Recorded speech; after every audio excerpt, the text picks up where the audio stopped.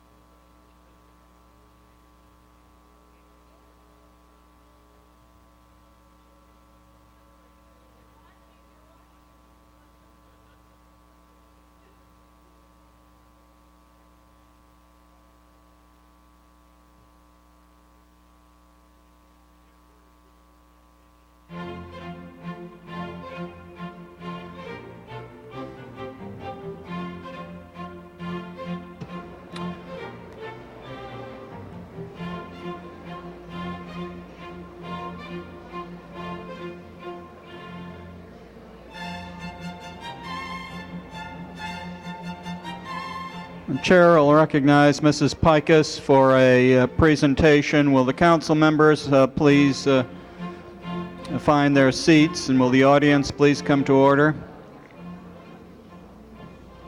I'm going to close this again.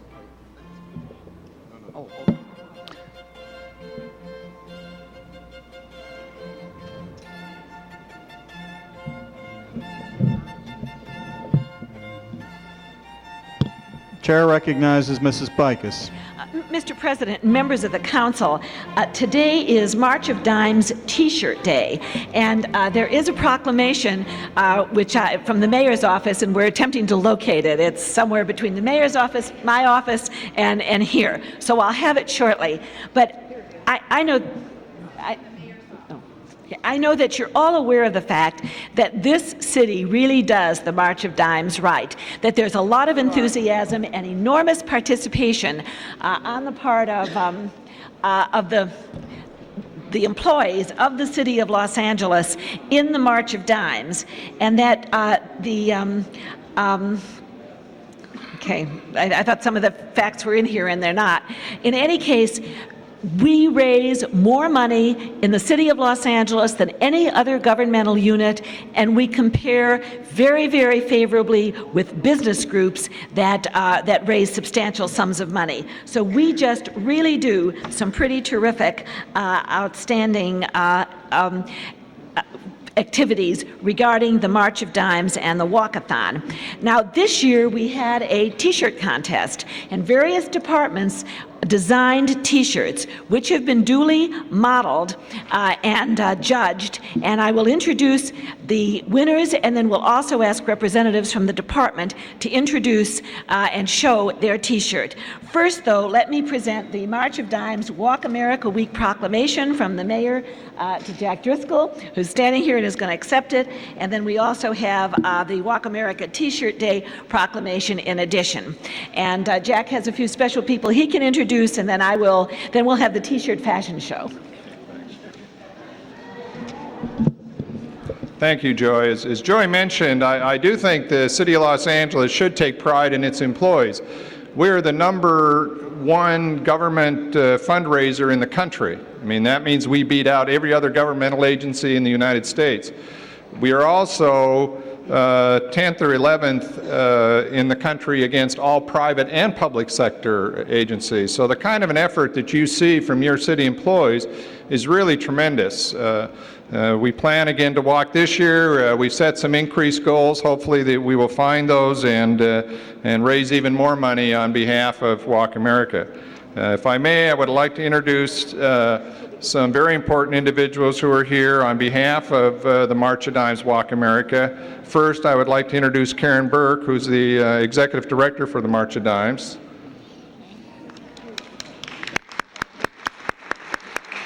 Did you want to say a couple words? Thank you, Jack and Joy. I'd like to thank everybody at the city. We can't thank you enough for your support, and we're looking forward to seeing everybody out on Walk America Day. I would like to introduce Tara Ollett, who's the youth ambassador, and recognize her father, Michael, who's sitting over here in the audience, I think, someplace. Thank you, Tara. Why don't you get over there, and we'll make, I got a couple more, but do you want to take a picture? Oh, yeah, okay, good.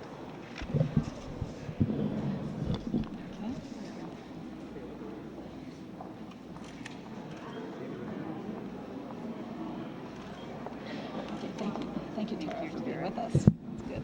Am I supposed to get that? Sir, sample. I'll Okay. send you one. I promise. You don't need I to. promise. No, you don't need to. It's okay. I got a lot of T-shirts. Do you want to? And Jack, I think, is. Yeah. I'm going to like to introduce Jeff Byer, who's the chair of this year's walk. Jeff?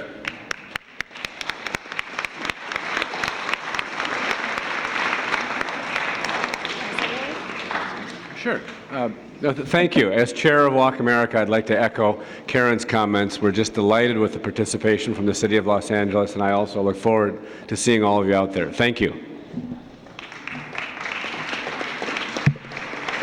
Fred Clayton, who's the vice chairperson of the walk.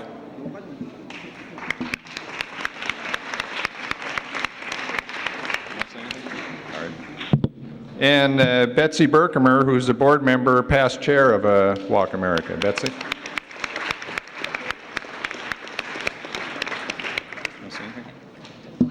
These are the people who support us and help us, and of course, they are the people who we support and help. So I want to thank them for their help of the city's program. They've been very helpful to us, and again, I hope we'll be as helpful to them in this year's walk. So thank you very much.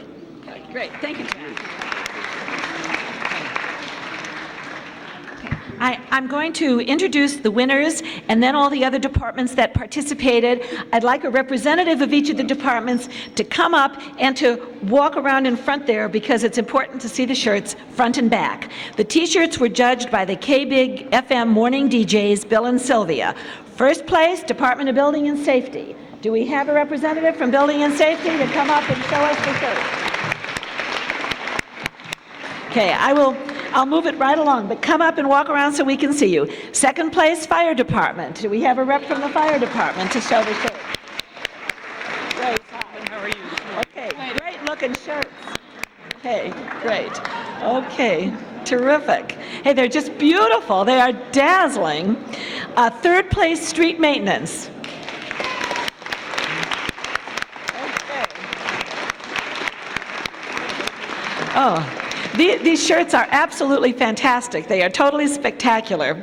And fourth place, Personnel Department. Okay, is we got somebody? Okay. And by the way, the Personnel Department sold 302 shirts, so that is really impressive. Walk around, okay, so we can see you close up. And now, for the other departments, because I know this was a tough contest to judge, and it's terrific designs, the Department of Transportation. Anybody here that will come up and model? Come on up. Followed by the Department of Aging. We sold about 800. 800, he said they sold in transportation. Wow, beautiful. Do we have aging rep? Board of Public Works. Okay. Ethics Commission. Oh, don't have any ethic representative. Okay. CAO. Anybody here from the CAO's office modeling a t-shirt? Controller's office. Controller? Okay. Cultural Affairs Department, they should certainly have the best there. Cultural Affairs, Controller. Here's the Controller. Okay, terrific. Beautiful shirts, wonderful colors. City Council, we didn't win? What? Okay, and nobody's here modeling it. Wow. Planning Department, DWP. Come on up. You need all the positive publicity you can get. Okay, beautiful shirts. They're just great. Oh, that's beautiful, the shoes. Recreation and Parks. Anybody here from, oh, we got Rec and Parks. Okay, terrific. Okay, great. Beautiful. Wonderful colors. They're just gorgeous. Credit Union. Anybody here from the credit union to model their shirt? The Department of Sanitation, Bureau of Sanitation, and the city clerk. Anybody here wearing a t-shirt that hasn't been called out that you want to show? Okay, they're wonderful. I'm glad I wasn't a judge. They should all have been awarded prizes. Congratulations. We know you're going to raise the most amount of money ever, that this is a wonderfully spirited, high-energy, enthusiastic performance and walk, and I hope you all walk well and don't get blisters. Congratulations to all the participants.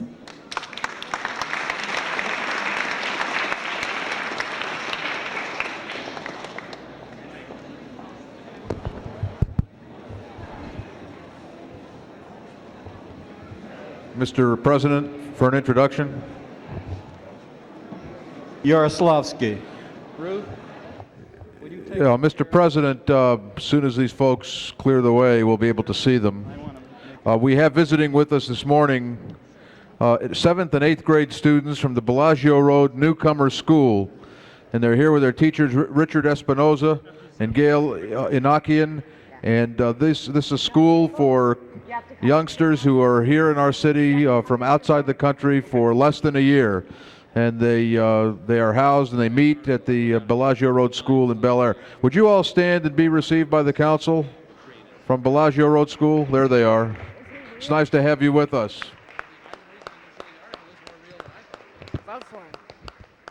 Thank you, Mr. President.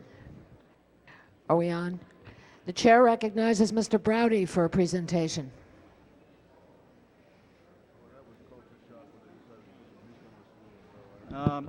Madam President and members of the council, we have visiting with us today a delegation from the President of Korea. Visiting with us is Mr. Dong-hee Moon, who is the Director General of the Executive Office of the President of Korea. Mr. Moon, it's my pleasure on behalf of the City of Los Angeles to present you with this certificate of welcome to the City of Los Angeles. Mr. Moon, and we welcome you with our sincerest best wishes. Will you address the council?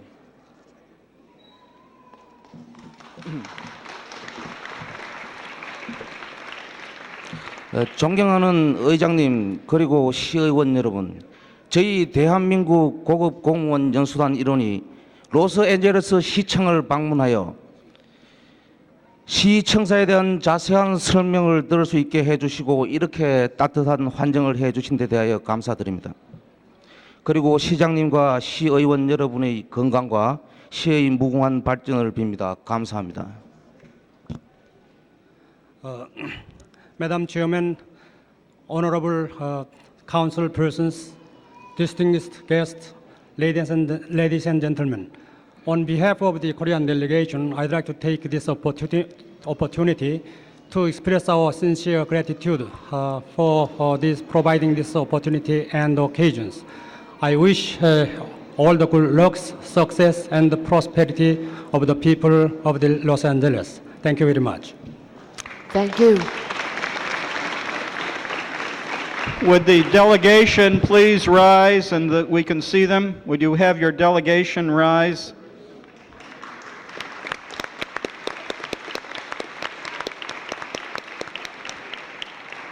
Thank you very much, Mr. Moon. Thank you, Mr. Browdy. The chair recognizes Mr. Wu for a presentation.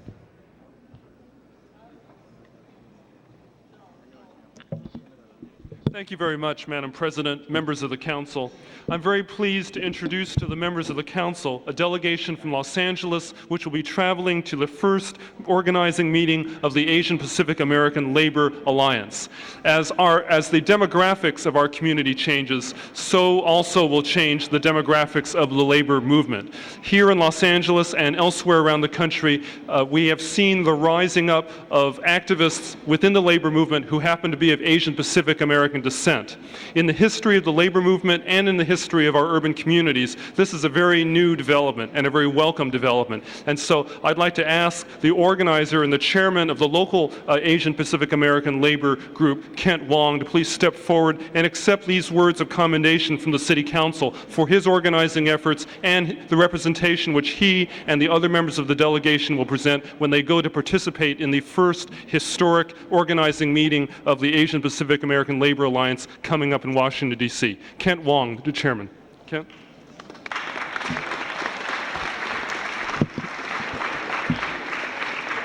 Thank you very much, members of the council and honored guests today. Although Asian Americans have been part of the labor scene in this country for over 140 years, this is the very first time in history that we will have our own national organization, the Asian Pacific American Labor Alliance, part of the AFL-CIO. And we gathered with us will be over 400 Asian American labor activists from around the country. We will be charting a new agenda to ensure that the rights of Asian American working people are addressed, that discrimination at the workplace is eradicated, and that more bridges are built between the Asian American community and the labor community.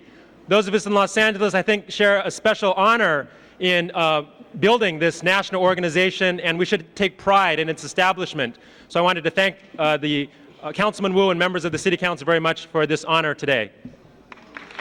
Thank you very much, Kent.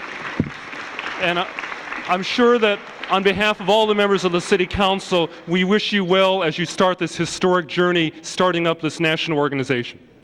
Thank you.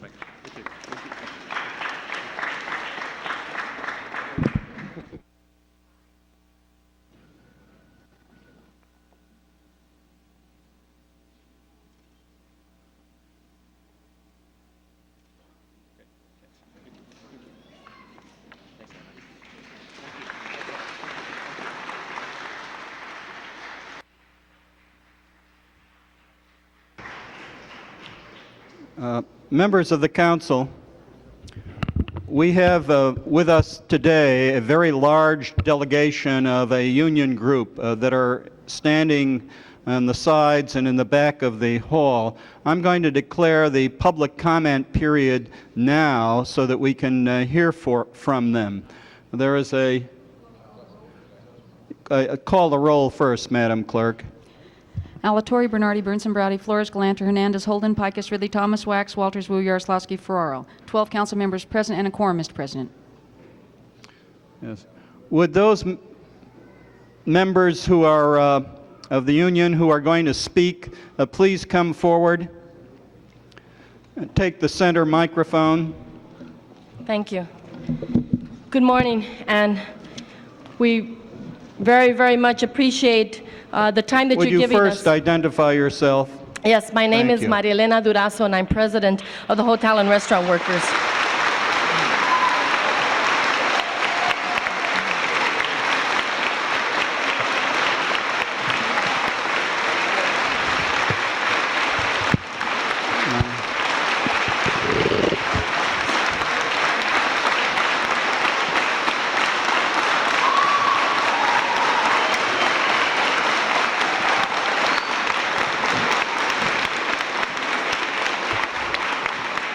You'll find that, I would like to tell the audience that the rules of the council don't allow applause, and it would be appreciated if you would allow us to hear the representatives Thank speak. you.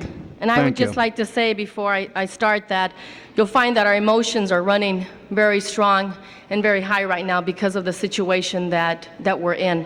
We understand. We are here today because the city, including yourselves on the City Council, now face, in our opinion, a very, very important choice over the next few weeks.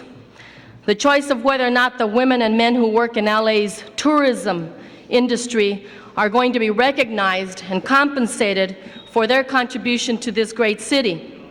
Our industry, tourism, is taking on an increased importance as other sectors like defense and aerospace gradually disappear. You have made a conscious decision to do everything possible to help the second largest industry in Los Angeles. You are counting on our industry to bring into this city millions of dollars in revenue. You have committed enormous resources to reposition Los Angeles as a tourist and convention destination. In fact, $500 million to expand the convention center, and not to mention the tens of millions of dollars you have contributed to the redevelopment projects involving hotels. What is this public investment giving us in return? The recession is here. The debt created by the enormous profit made by hotel owners and lenders is now coming back to roost. And guess what? The people at the bottom are being asked to bear the bulk of the burden. Last week, 5,000 hotel workers were asked to take a wage freeze and also a substantial reduction in health benefits, a wage reduction of 35 cents an hour and more out-of-pocket co-payments for their medical benefits. Can a room attendant that makes $13,000 a year afford to pay out almost $1,000 for medical coverage? This proposal comes from hotels owned by huge international entities like Mitsubishi Trading Company, MCA Inc., JMB Realty, Nisai Realty Inc. of Japan, and the Sultan of Brunei. For those hotel workers who do not work under a union contract, the health insurance provided to these low-wage workers costs as much as $150 for dependent coverage.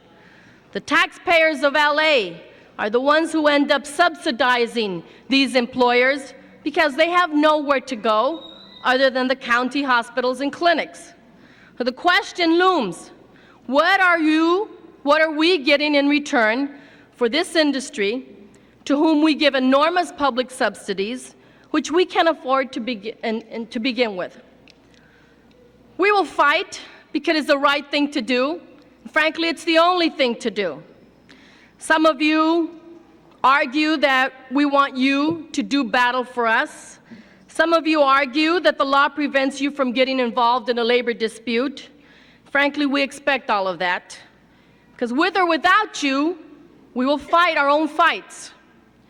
What we came to say is that we are going to do anything and everything that we have to in the name of protecting what little we have and to gain what we deserve.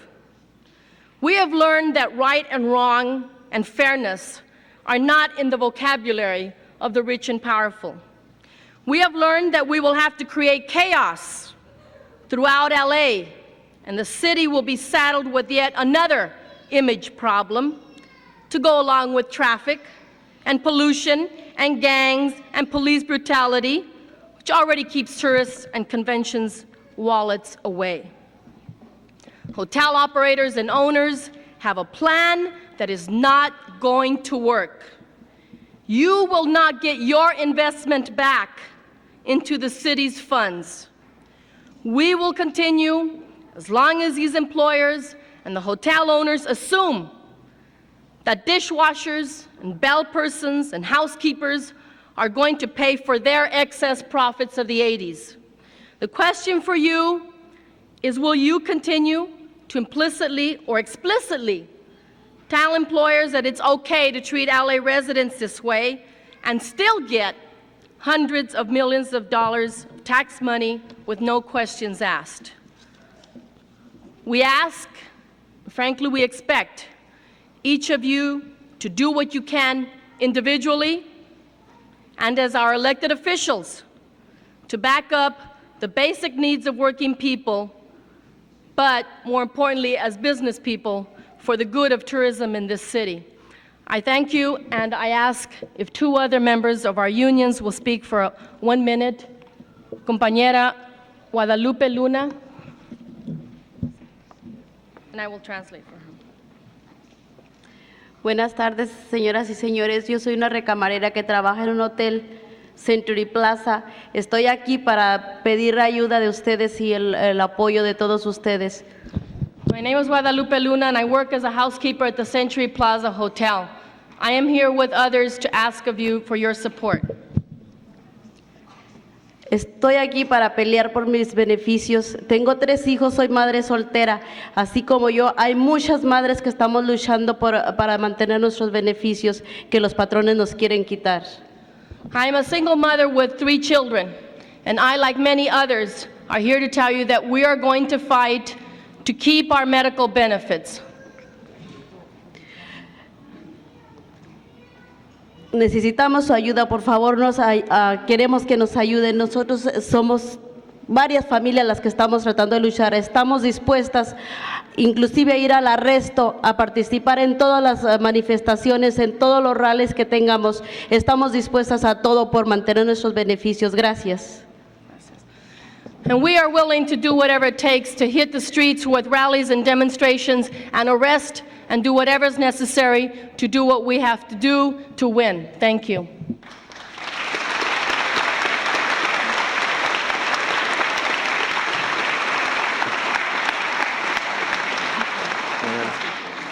Hello, members of the City Council. My name is Bill DiVirgilio. I'm a cook at the Regent Beverly Wilshire Hotel. Perhaps the second most important thing we asked for from the hotels was job security. Right now, we have none. Downtown at the Hyatt Wilshire, last January, it closed one night. They fired everyone and hired all new people.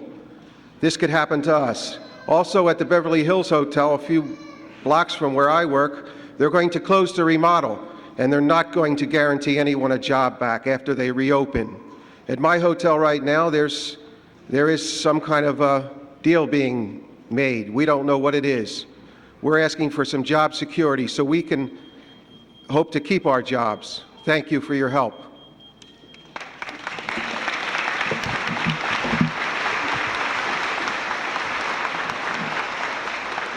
We very, very, very much appreciate the few minutes, the time that you gave us without being officially on the agenda.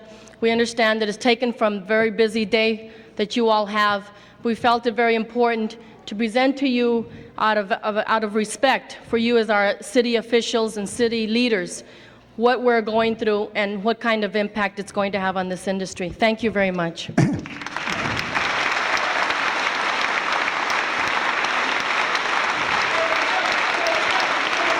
Thank you. Thank you.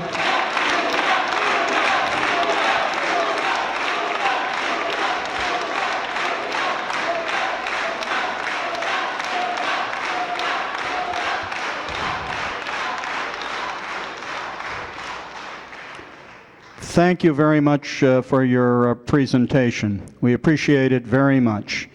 Now we have to continue with our regular business. Mr. Hernandez? Yes, Mr. President, members of the council, this is not the first time a group has come and spoken to us regarding an item that's not on the agenda. Last week we had some people speak to us regarding the crime that's going on in their neighborhoods. And today we had some workers come and speak to us as to what's going on in their lives. I just think that it's important that the council understand that as we take votes in this upcoming budget and we work on the kinds of issues we want to subsidize, that we continue to remind ourselves that it's people that we should be trying to subsidize, and that we understand that the people who came in these halls today are not people who are on welfare. They are not people who are collecting food stamps. Point of order, Mr. President. We are not allowed to discuss issues that are not on the agenda that are brought before us in public comment. That's quite right. Mr. Hernandez, we can make these comments in another context. Okay, and what would that context be, Mr. President? I just thought I was talking about the people of the city of Los Angeles. Well, the rules of the council are that unless an item is scheduled for the agenda, it's part of the state law that we are not allowed to discuss it unless it is on the agenda. And if it's properly put on the agenda and notice is given, then we can discuss it. And we want to comply with the state laws. And I think the people who came here understood that and were appreciative of the opportunity to speak. And I appreciate that, Mr. President. Ms. Galanter and myself will be working on a motion to that effect so that we can have that discussion on council floor. Thank you. Thank you.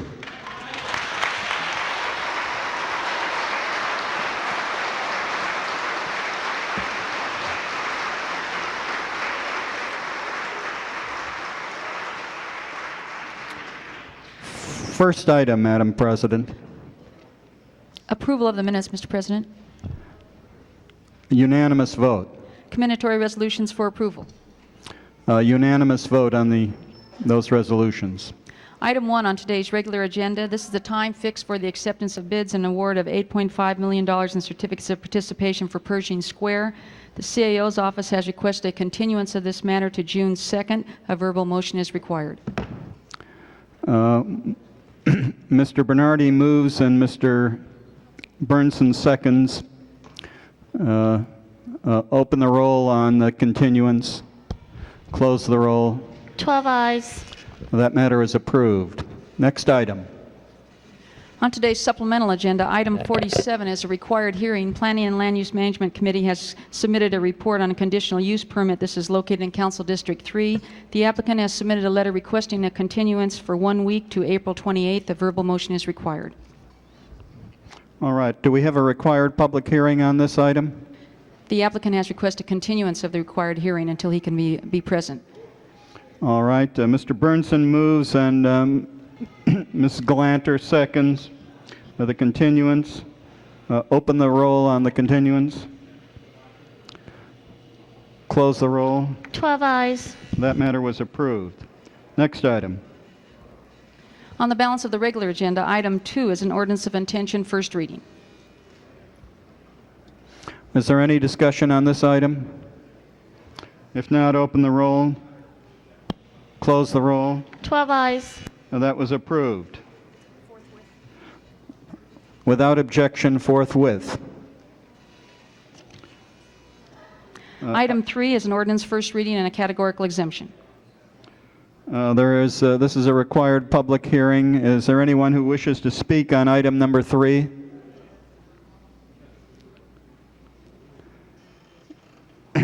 If not, is there anyone to speak in the council? If not, open the roll on the first reading ordinance. Close the roll. 12 ayes. That was approved. Next item. Item 4 is a Planning and Land Use Management Committee report, mitigated negative declaration, and an ordinance. Is there any discussion on this item? If not, open the roll. Close the roll. 12 ayes. That was approved. Next item. Items 5 and 6 are ordinances second reading. Any specials on these items? Mrs. Flores? Yes, item 5. We'll call item 5 special. Any discussion on item 6? If not, open the roll. Close the roll. 12 ayes. That ordinance was approved. Forthwith, without objection, on item 6. Committee reports numbers 7 through 22. Are there any specials? Items 7 through 22. Yes, please, item 11, item 17, and that's it. Those items will be called special. 11 and 17. I'm told that there's a card on number 8. Well, there was a meeting in committee. That was not a required public hearing. Mr. President, I don't need to call 17 special, so I'd just like to have... All right, just 11? Yes. All right, 11 is called. Open the roll on the balance of the committee reports except 11. Close the roll. 12 ayes. Those reports are approved. Next item. Item 23 is a report from Transportation and Budget and Finance Committees. Is there any discussion of item 23? Open the roll. Close the roll. 12 ayes. That was approved. Committee reports, items number 24 and 25. Mrs. Galanter? I'm going to ask that we continue both of those for 6 months. Without objection, those items are continued for 6 months. They are in Mrs. Galanter's district. The next item. Item 26 is an Intergovernmental Relations Committee report. It's been submitted without a recommendation. A motion is required. 10 votes to consider. Open the roll on consideration. Close the roll. 12 ayes. Consideration has been approved. Is there any discussion on this item? It was submitted without recommendation. We'll need a vote. Mrs. Galanter, on item 26. Hold on a second. Let me get my agenda open. So We'll hold that on the desk. No, I'll be right there. Just thumbing to the right page here. It's trying to settle another problem. Since this was submitted without a recommendation because we didn't have enough people there, I will move adoption of the original motion, which is to oppose the bill. Second. Is there any discussion of this item? If not, open the roll. Close the roll. 11 ayes, 1 no. That was approved. Items 27 and 28, they require 10 votes for consideration. Open the roll on those items.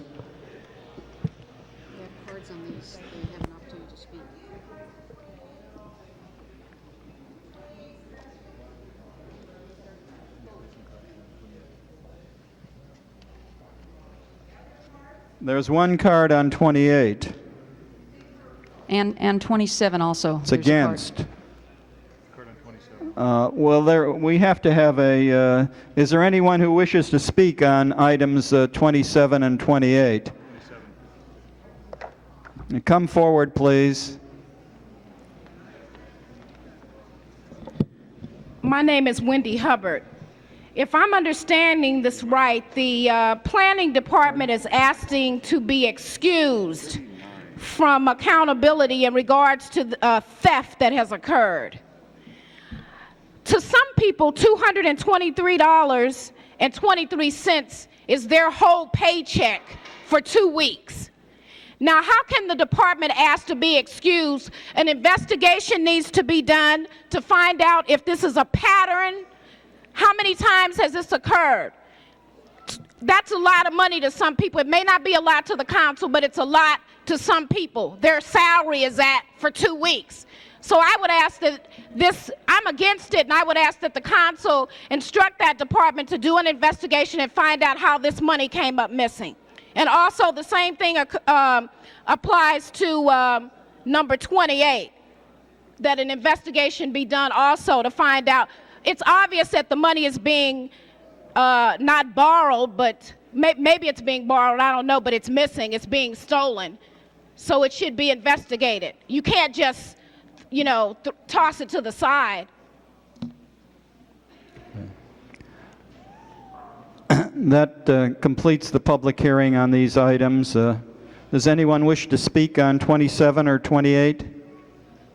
If not, open the roll. Did you wish to speak on 27 or 28? Does that mean that you wanted to hear from the departments, or I'm not No, sure? I did not want to hear from the departments. Is there any discussion? If not, open the roll. Close the roll. 12 ayes. Those are approved. Next item. Items 29 through 41 are Rule 16 motions, 10 votes to consider. All right, we're going to hold item 39 on the table for the moment. And except for 39, is there anyone in the audience? Well, first of all, we have to vote on consideration. Mr. Chairman. Open the roll. Mr. Chairman. Yes, Mr. On the 37, I talked to Mr. Hernandez. I think that should go to committee. You want to discuss it, fine, but... I thought you said 39. No, 37. We aren't at I'm 39 sorry, yet, it's are we? 37 that I want held. 39, holding on a table. 39, you're going to hold on a table. 37, we think it should go to committee.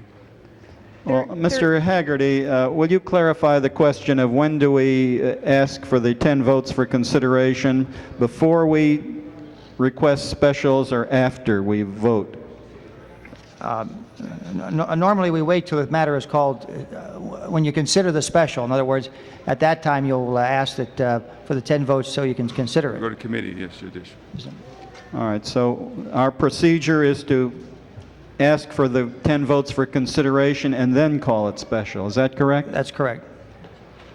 Okay, that will be how we will do it, Mr. Holden. Mr. President, can you tell us again which items we're considering in this batch? 29 to 41. Okay, I'd like to call 31 special.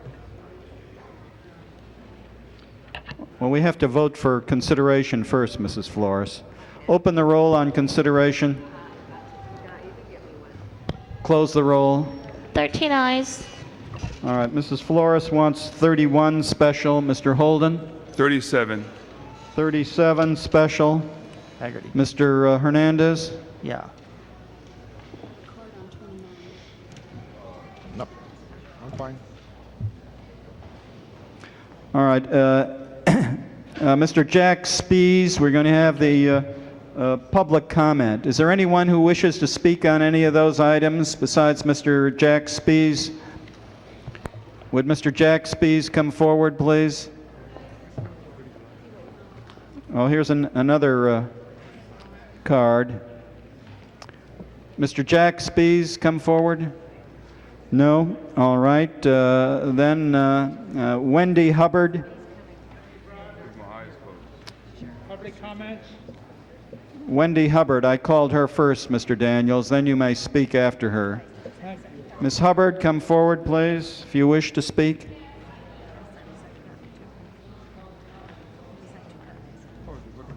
I'm speaking on 31, which is in regards to the Department of Water and Power.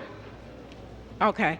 Has it been called special? President, we are on item 29. Do you have a card in on 29, Wendy? I don't think so. I voted No, on 20. we're on public comment on all of these items, Mrs. That's Flores. what I thought. I'm sorry, what items? All of the items 29 to 41 require, they're all Rule 16 Well, then we motions. should And call them special and do one at a time so people know what item they're talking about.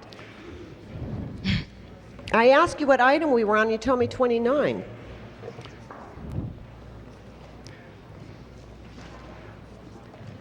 we're taking public comment on all of those items. You want to do them one at a time, that's Of course, fine. we have to vote on them one at a time.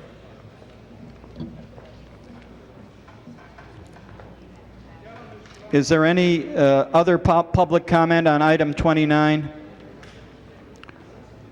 All right, we'll take that one at this time. Is there any discussion on item 29? Mrs. Flores? Item 29. Open the roll on 29. Close the roll. 13 eyes. Does anyone wish to speak on any other items?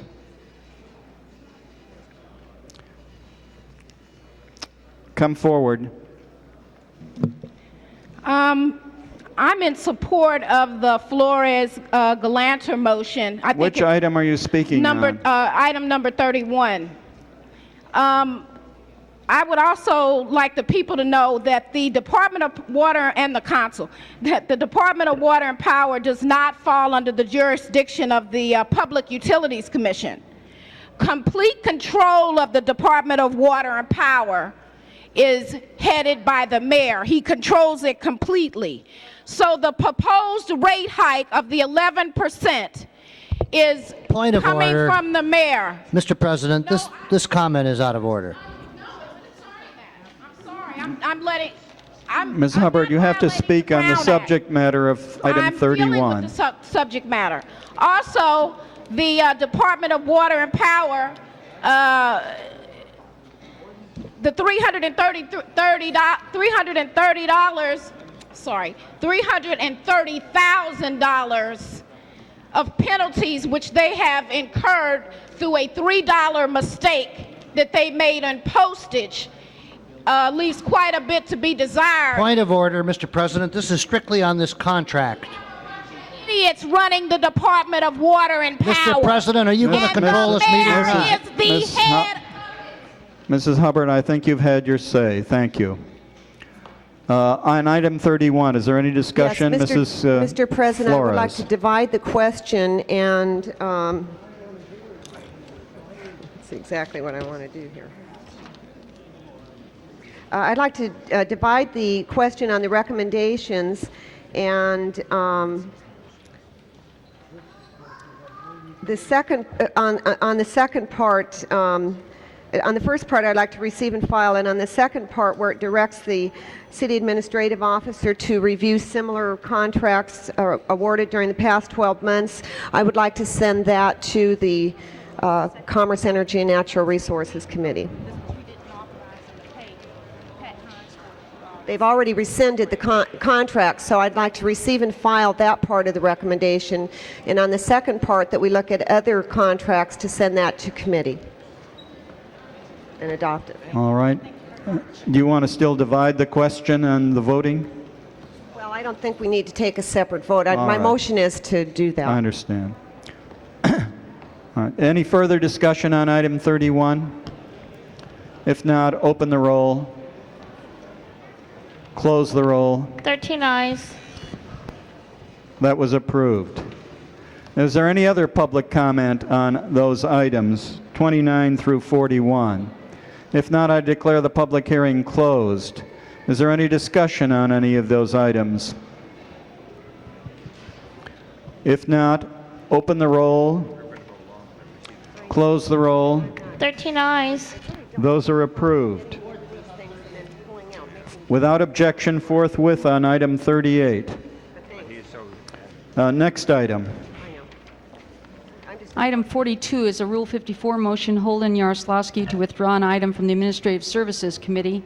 The city attorney has advised our office this is a 10-vote item to withdraw instead of an 8-vote as it appears on your agenda. Open the roll on 10 votes to consider withdrawal from committee. I didn't hear you, Mr. Hernandez. I'm asking for a no vote on withdrawal from committee. This is item 42. Open the roll on withdrawal from committee. I'm asking for no vote. Actually, the vote would be to consider the matter. This is really a Rule 16 motion because it was never referred to committee and Rule 54 is not applicable. So the vote would actually be to, under Rule 16. Okay, the vote is to, for consideration. Yes. It goes back to committee. Point of information, Mr. Mrs. Chair. Walters. Is the vote to consider the substance of the motion or to consider the consideration motion for debate? means you put the motion on the table and we can discuss it. Whether or not to withdraw. I asked an aye vote on that one. I need an aye vote on that one.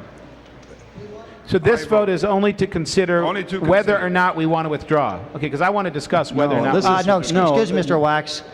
No, it's to whether or not to consider it, to bring it before us so that we can consider making that motion. Consider the issue of whether we withdraw. No, the problem is that for Rule 54, which is the motion to withdraw, that requires that the matter had to have been referred to the committee. Nothing was ever referred to the committee in this case. Mr. Hernandez on his own initiated the item in the committee. So of that agenda item really doesn't even apply. So it's really a Rule 16 motion. So the only thing you'd really be considering is B. This has never been to committee then, you said? It has been to committee, but Rule 54 talks about withdrawing an item where the matter has been referred to committee. Nothing was ever referred by council to the committee. This item was never referred by the council to committee. Discuss it. I don't know what I'm... Open the roll. Hey, Joan, I want an aye vote. Close the roll. 10 ayes, 3 noes. All right, now it can be discussed. Can we get Now, an who brought it explanation? in here? Can we get an explanation of what's involved?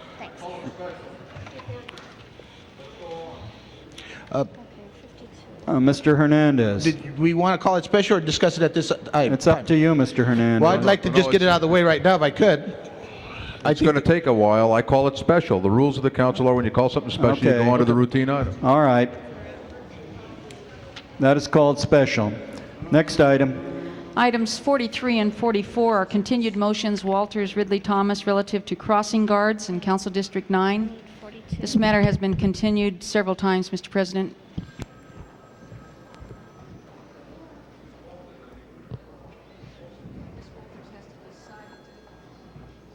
Mrs. Walters? Yes, I would like 43 and 44 referred back to committee until such time as funds are available to fund those positions, please. You've heard the motion. Is there a second to that motion? Is there any further discussion? If not, open the roll on Mrs. Walters' motion. Close the roll. 13 ayes. That was approved. Items 45 and 46 are condemnation for improvements, future public hearing dates. Open the roll. Close the roll. 13 ayes.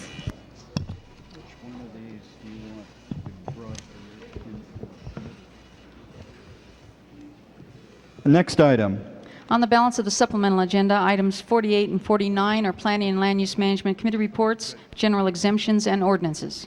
Mr. President, on item number 48, I would like it to continue to 4/28/82 at the request of the city attorney. Item number 48 to be continued 1 week. Without objection, that will be the order. Next item.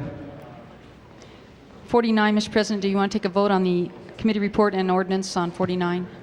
Any discussion on those items? Open the roll on 49. Close the roll. 13 ayes. That was approved. Next item.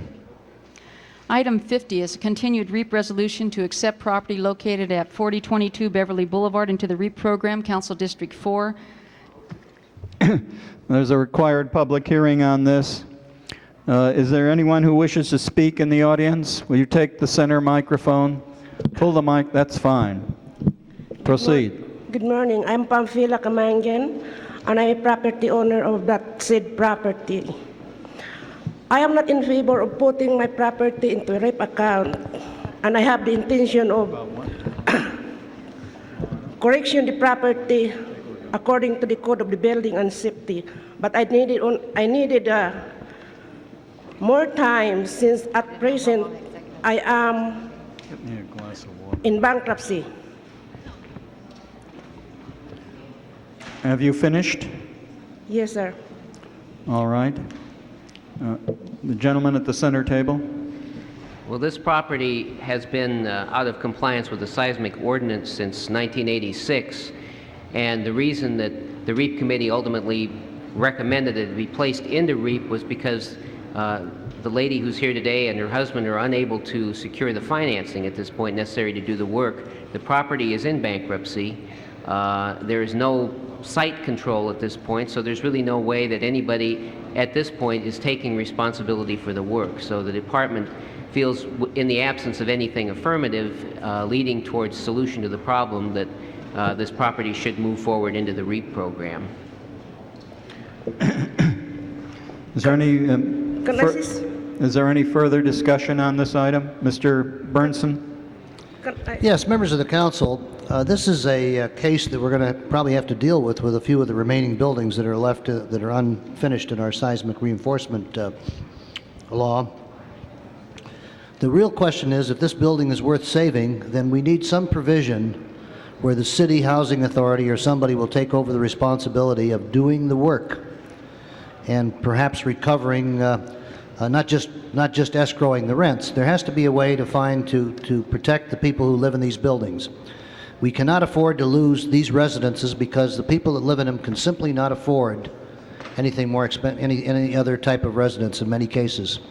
So I'm going to support the REAP thing for today, but I just want to point out to the council that we're going to have to deal with this and find a way that we can handle situations where there's no way to accomplish making these buildings safe. You're caught between the devil and the deep blue sea here. You've got a situation where the buildings are unsafe. We've got a law that requires compliance, and there's just no way to accomplish that. We've got to find a way to do that, and I think we have to give the housing authority or somebody some authority to take charge in these and get the actual work done through a bonding process or some other way. Can I say some more, sir? Okay. I am at present we are at chapter 7. The property is under the control of a trustee, and the trustee did not do something in the property. I am expecting a funds sooner, which I am selling my house to correct this property, and later on, there is only one residence in the property, subject property, and that will be soon my residence after I sold my property. Thank you very much. Mr. Reap? Well, she did point out there is only one residential unit in this particular property. It's 3 commercial and 1 residential. So the effect of placing this property into REAP in terms of the overall housing stock is probably not as significant, though it certainly is. We do find the situation where there are buildings that do have a lot of residential units in it and no way to repair them. But this property is currently occupied, I believe, by her ex-husband, who's living in the residential portion of it. All right, if there's no further discussion, open the roll on the REAP resolution. Close the roll. 13 ayes. That was approved. Committee reports 51 and 52. Are there any specials? If not, open the roll. Close the roll. 13 ayes. Those are approved. Excuse me, Mr. President. Forthwith, please, on 52. Without objection, forthwith on 52. Item 53 is a Is a Could we have forthwith on 49 too, please? Yes, without objection, forthwith on 49. Item 53 is a report from Transportation and Budget and Finance Committees.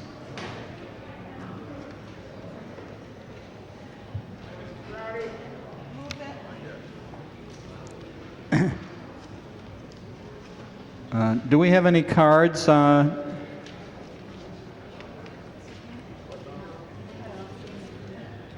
What item are we on now?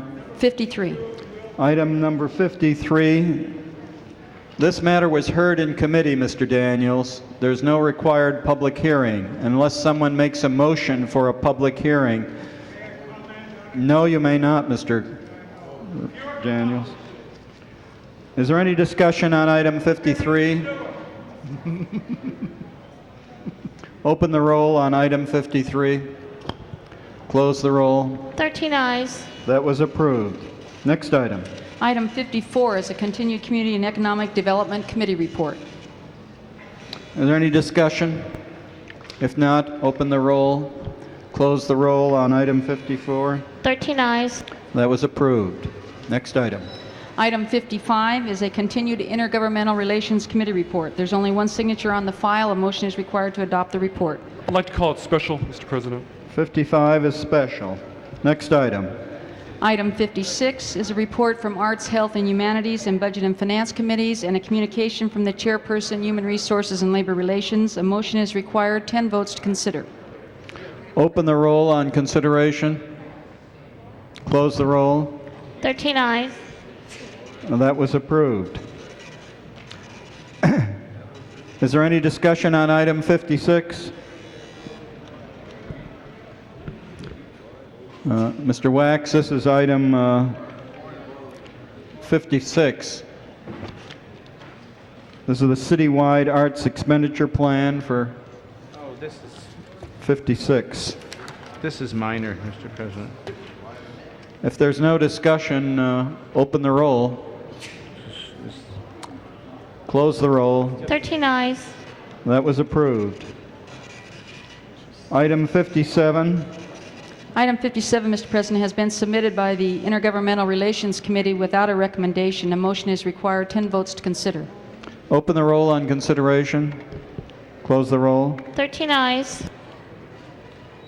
Is there anyone in the audience who wishes to discuss special. item 57 called 57? special, please. If not, I declare the public hearing closed, and we'll call that item special.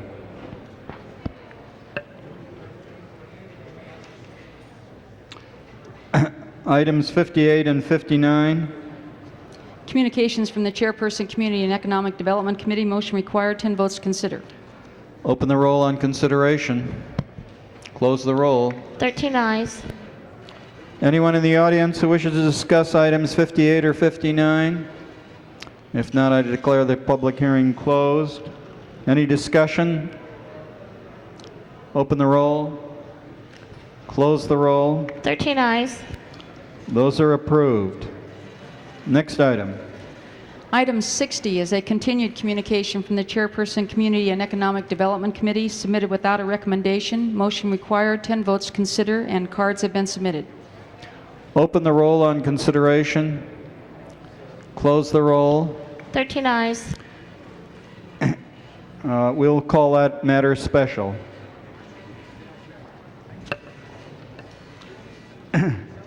Item 61, Mr. President, is a continued communication from the Chairperson, Community and Economic Development Committee, submitted without a recommendation. Motion required. 10 votes to consider, and Councilman Ridley Thomas has requested that the matter be continued 1 week to April 28th. Mr. Chairman, as the author of the original motion, I do concur with the continuation. Is there any objection to the continuation? Well, we have to have 10 votes for consideration first. Open the roll on consideration. Close the roll. 13 eyes. Is there anyone in the audience who wants to speak on item 61? I hear no one. The public hearing is closed, and without objection, we'll continue this item for 1 week. Item 62 also requires 10 votes for consideration. Open the roll on consideration. Close the roll. 13 eyes. That was approved. Anyone in the audience wishing to speak on 62? Any discussion on 62? Mr. Yaroslavsky. Just what is the source of funding for this installation? Do you know? It was supposed to be departmental funds.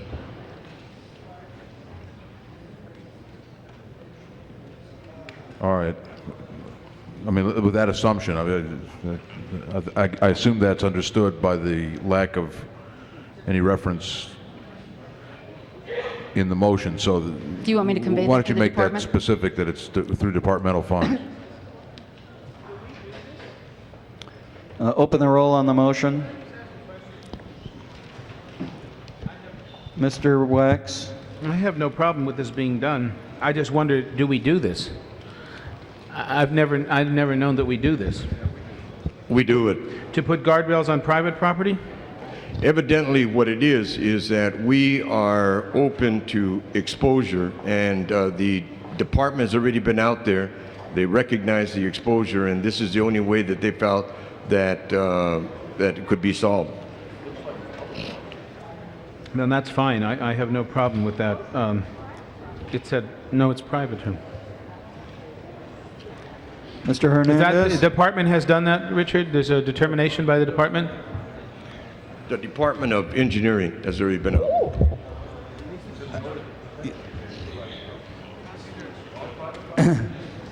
Mr. Hernandez? No, I just, if Mr. Wax is satisfied, the exposure is just oncoming traffic that might not stop before it hits a house. That's why we need to put it on private property, but that's the exposure that the residents are dealing with on that particular site. Ms. Walters? As I read the motion, it will be installed on private property. Do we have policies in the council that allow for the erection of public facilities or public barriers on private property? We'll ask the engineer to answer that question. Mr. All right, Engineer, and what then is our a policy? follow-up question, Mr. Chair. Does this set a precedent for any other private property owner to come in and request some type of a barrier or anything else to be put on their property? Councilman, the policy is to install the guardrails on public property. In this situation, what the motion is saying is that we cannot determine, there is no curb separating the public property and the private property, so we're going to install the guardrail on public property. That is my understanding of the motion.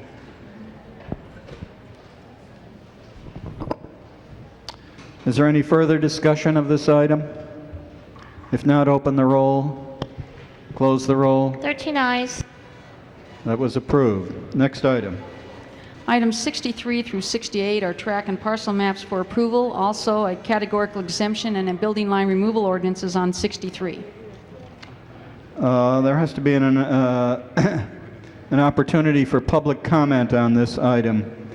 Are there anyone in the audience who wishes to speak on items 63 to 68? If not, I declare the public hearing closed. Any discussion on these items? If not, open the roll, close the roll. 13 eyes. Now, those tract maps and parcel maps are approved. Item 69, Mr. President, is a closed session matter that's been continued Well, from we'll last hold week. that on the desk. Item 5 was called special. Mr. President, I would just like to ask, it's not worded on the agenda, this item's not worded the way it's been explained to me, and I just want to know what we're voting on. And can you do it on my time? I can. The ordinance requiring the payment has already been passed. We had an interim ordinance. People who came in for permits had them stamped saying that when if the final one passes, they will be obligated for it. Then we passed the final one, and those ordinances have been adopted that require the payment. What this does is two things. It enables the clerk procedurally to actually make the payments, but most importantly, it enables some of the developers who choose to satisfy the requirement by in-kind payments which the department approves of, and they would be spent in accordance with the cultural master plan, to do it rather than cash payments. And this will make it easier for them, and they would like this option.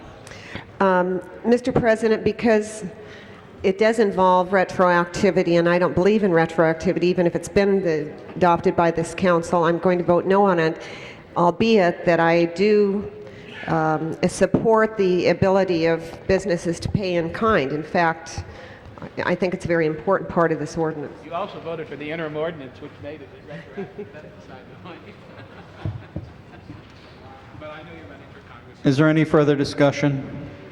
Open the roll. Close the roll. 12 ayes, 1 no. That was approved. Forthwith. Item 11 called special. I just Mrs. want Flores? to vote no on this, so if you'll open the roll. I don't have. Is there any discussion on item 11? If not, open the roll. Close the roll. 12 ayes, 1 no. That was approved. Next item. Item 37 called special. Mr. Holden. Yeah, Mr. President, about 2 years ago, Mayor Tom Bradley, by almost executive order, prohibited parking at peak hours on major thoroughfares. And so Mr. Hernandez, and maybe rightfully so, is suggesting that his businesses are being adversely affected by having it from 4 to 7. He'd like to cut it back from 4 to 6 p.m. I think it's not just in his district, but it's also in District 14 as well. So what I said to Mr. Hernandez, we'd like to hear from the department and listen to his rationale or justification for making the request, but it perhaps should go to committee, and I'll hear it at the next meeting. And I'm inclined to go along with Mr. Hernandez because I can understand if his businesses are suffering, but certainly it should really have a committee hearing, and that's why I call it special, and I would hope that you refer it to committee. Is there any objection to this going to committee? Mr. Hernandez? Yes, Mr. Chairman, members of the council, I wasn't around when the mayor did his executive order, and I wasn't around when hearings were conducted in Mr. Holden's Transportation Committee for purposes of these closures, but I don't believe there was hearings. And what happened is to close the streets from 4 to 6 was not to mitigate traffic congestion as much as other things. Mr. Hernandez, the question is to send it to committee or not. I would like to get this motion passed at this time, Mr. Chair. I see. All right.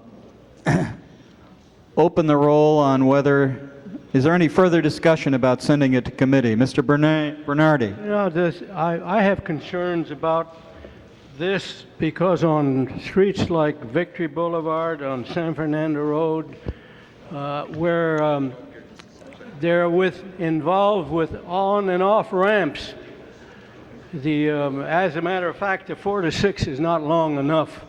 With how traffic is increasing, you may have a different problem, and if it's for a different reason, but in some of these areas, it's the main reason for the no parking is to facilitate traffic off of the on and off ramps so people can move. And if you cut it down to just to the 2 hours, still at 7 o'clock they're moving rather to a large substantial number of automobiles are moving. Now I need to ask, does this just involve a particular area where there's one problem, or is this going to apply all throughout the city? No, this is recommended for one corridor, but we wanted to have a hearing on it to find out whether or not it's reasonable to make that change, and that's why I asked that to go to committee, Mr. Bernardi. Open the roll on Mrs. Flores. Yes, I want to ask a Just question on moment. this. Madam Clerk, I can't see any names on the screen. Will you fix it, please? Thank you. Go ahead, Mrs. Flores. I just wanted to ask if Transportation has taken a look at this. No. Do you have a recommendation from the Transportation Department? No. Well, I think more important than going to, are you here from Transportation? Yeah, I can answer that. Oh, good. Can you answer that for us? What would be your recommendation on this? I like your shirt. My name is Tom Swire with the Department of Transportation, and we have been asked to look at this by the Mobility Action Committee in Chinatown, and we have asked for our data to be given to us, and I understand that we've received it, although we haven't analyzed it, and we can come back to committee, at least on the North Broadway one, immediately with a recommendation very shortly. We have that data. The other two items we haven't been approached about. We can request data and get it within a month and have a recommendation Mr. within a President, I month. normally think that in situations like this, the council member of the district knows what's going on and how the traffic movement is. Which street is this on we're talking about? We're talking about North Broadway. But North Broadway is so highly traveled by so many people, and it is such a public street that I think it really should go back, and at least we should see what transportation has to recommend about it. Sometimes it's very difficult. There's still a lot of traffic downtown, and particularly in the Chinatown area after 6 o'clock. So could you have it back in a specific amount of time? Very next committee meeting. So do it 2 weeks? 3 weeks. Because we meet every 2 weeks and we're having a meeting. Okay, then 3 weeks. I'd like to amend the motion to send it to committee, that it come back in 3 weeks, it be continued for 3 weeks, and in the meantime be sent to committee. Is there any objection to that, Mr. Hernandez? Yes, Mr. President, and I'd like to be able to speak on why I basically introduced the motion, if I could. The reality You have the floor, Mr. Hernandez. is there was not hearings held to close these streets that hour. It all of a sudden happened overnight, and what I'd like to do is go back to the previous status and approach the question the other way around. As I drive down those streets in my district, what I do know is this street closure has affected businesses tremendously on all those corridors. The small barber shops, the small stores, the lane closure from 6 to 7, but it was done without those hearings. The other reality, Mr. President, is it doesn't mitigate traffic. What it does is it creates a lane for the RTD buses. And it doesn't necessarily allow for that traffic flow to leave, because these buses are stopping and going. When this hour was created, it was done to facilitate people driving through our district, but it was done without any concern for the people in the district. And I wanted to take it back to its original form. If they wanted to extend the hour to closure of those streets, basically we should have hearings on it, and we should clearly determine what the purpose of the closure would be and how it would benefit the city as a whole. Mr. Holden. I was just saying, Mr. President, this has been in effect for about 2 years and with justification, but we want to hear Mr. Hernandez's concerns, and he's going to get a fair hearing and be back here within 3 weeks. It's been closed down for the peak hour traffic restriction has been in place for 2 years plus, and I see no reason why 3 weeks would hurt. Objection, and if we could change it in the motion, Mr. Chairman. My only objection here is I think that the hours should be 4 to 6, and the question the committee should be reviewing is if they should close that lane from 6 to 7. Well, you can discuss that in committee, Mr. That's how I would like it approached. And if that's agreeable, then that's the way we'll see it. But see, that's why I wanted the motion to pass pending committee review. All right. We will continue this matter for 3 weeks. It will go to committee in the meantime, and Mr. Holden agrees to look at it from both points of view. Open the roll. Close the roll. 13 ayes. That was approved. Next item. Item 42, called special. Mr. Yaroslavsky, on rule on item 42, please.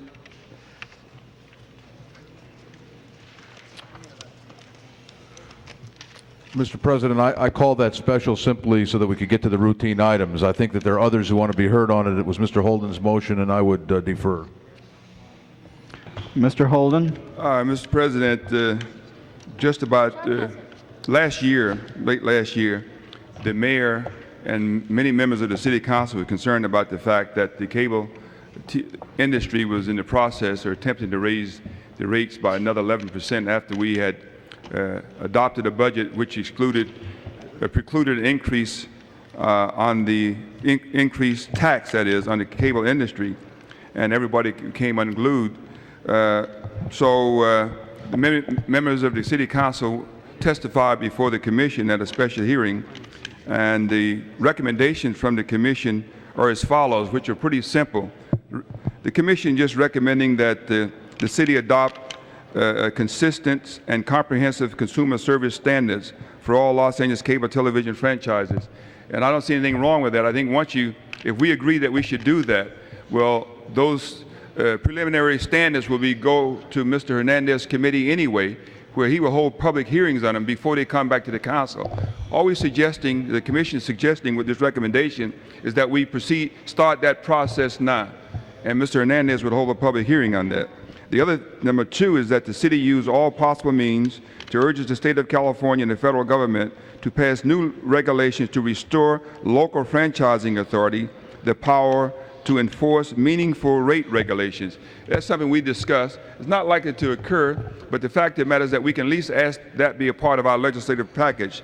And item number 3, Mr. President, is that the city use all possible means to urge the state of California and the federal government to encourage the passage of a life rate structure for basic information services for those on limited income, which is a policy of the city. And the reason why we need that acted on today is because Congress, within the next 2 weeks, is going to consider legislation as relates to those item 2 and item 3.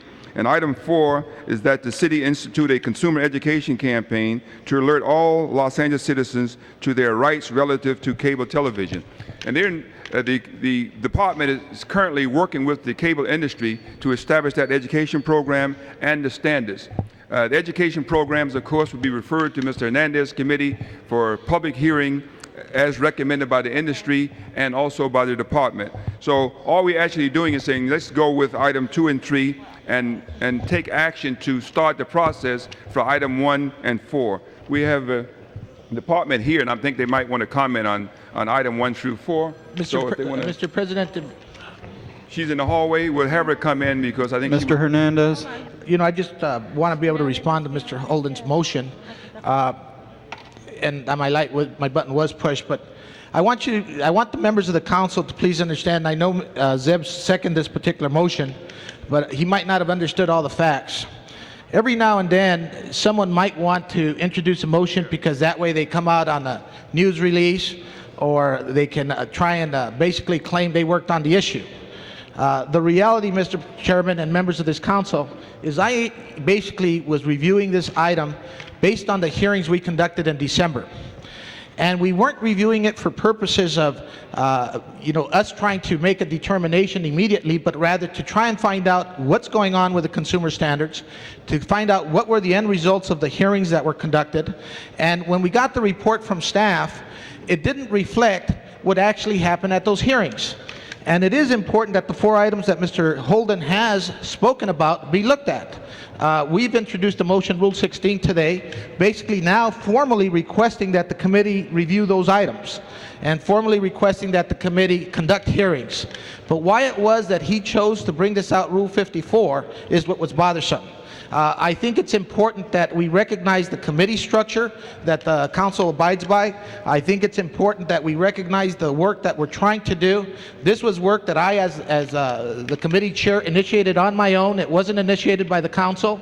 We're taking it very seriously. We think there should be consumer standards that are across the board.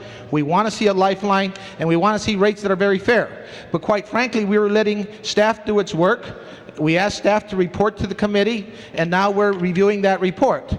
And Mr. Holden, for some reason, feels some urgency, and he wanted you to pull it out of committee, Rule 54, and I think it's totally inappropriate at this time. And I just would ask that we leave it in committee and we continue our work.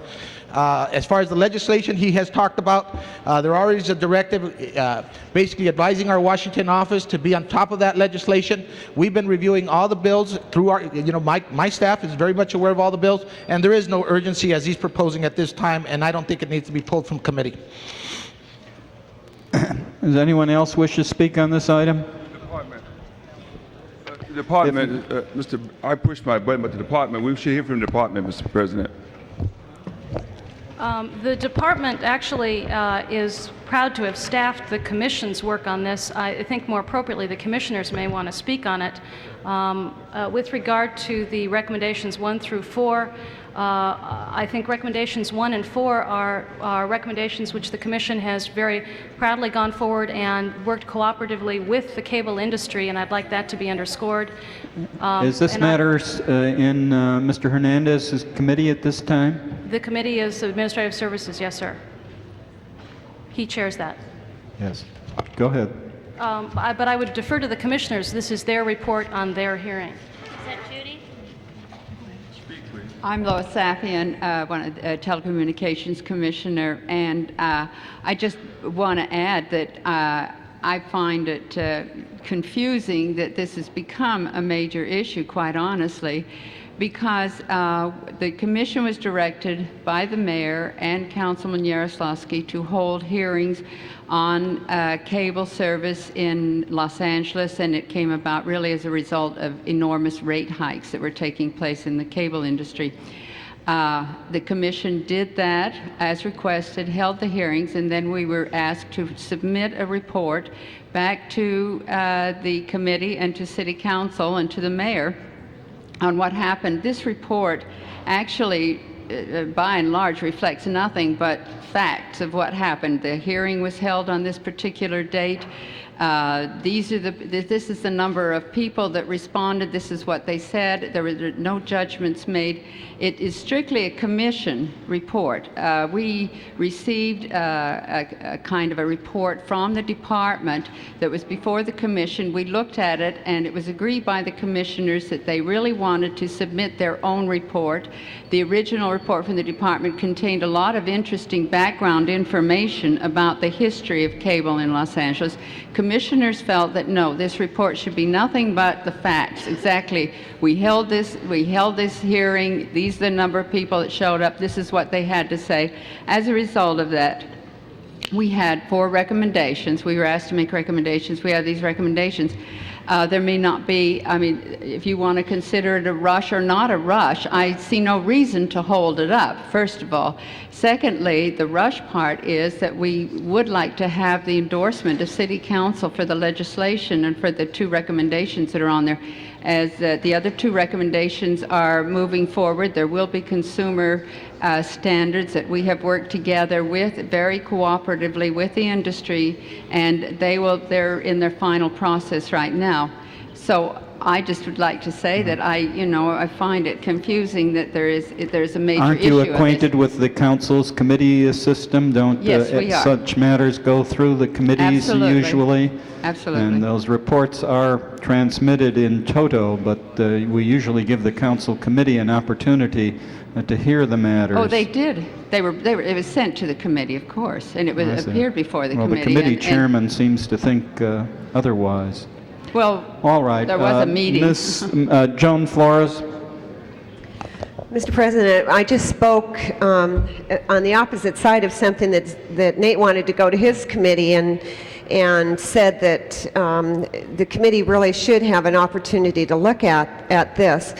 This is just a little bit different, and I think that it probably isn't only not fair, but I don't know whether we want to start doing business where a committee chair on his own initiates a study and a review of something, and before he's done with it, some other council member says, let's take it out and vote on it. I don't know that that's fair. I don't know that it really serves the process well of really looking in depth. And if we start doing that, we're going to stymie I believe, the desire of council members to initiate such actions. I would hope that the committee wouldn't drag its feet on this and would complete it. But I think, Mr. Hernandez, to compliment you on initiating this and looking into it, and I just don't think there's anything so pressing right now that we want to say to a committee chair, we don't care if you're done with this or not, we want you to bring it back so we can vote on it.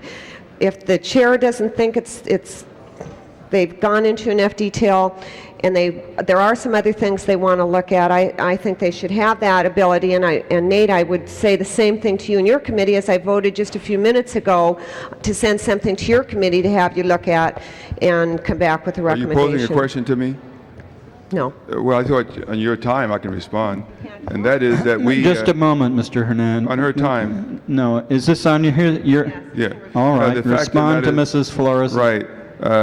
The matter was heard for about an hour in committee.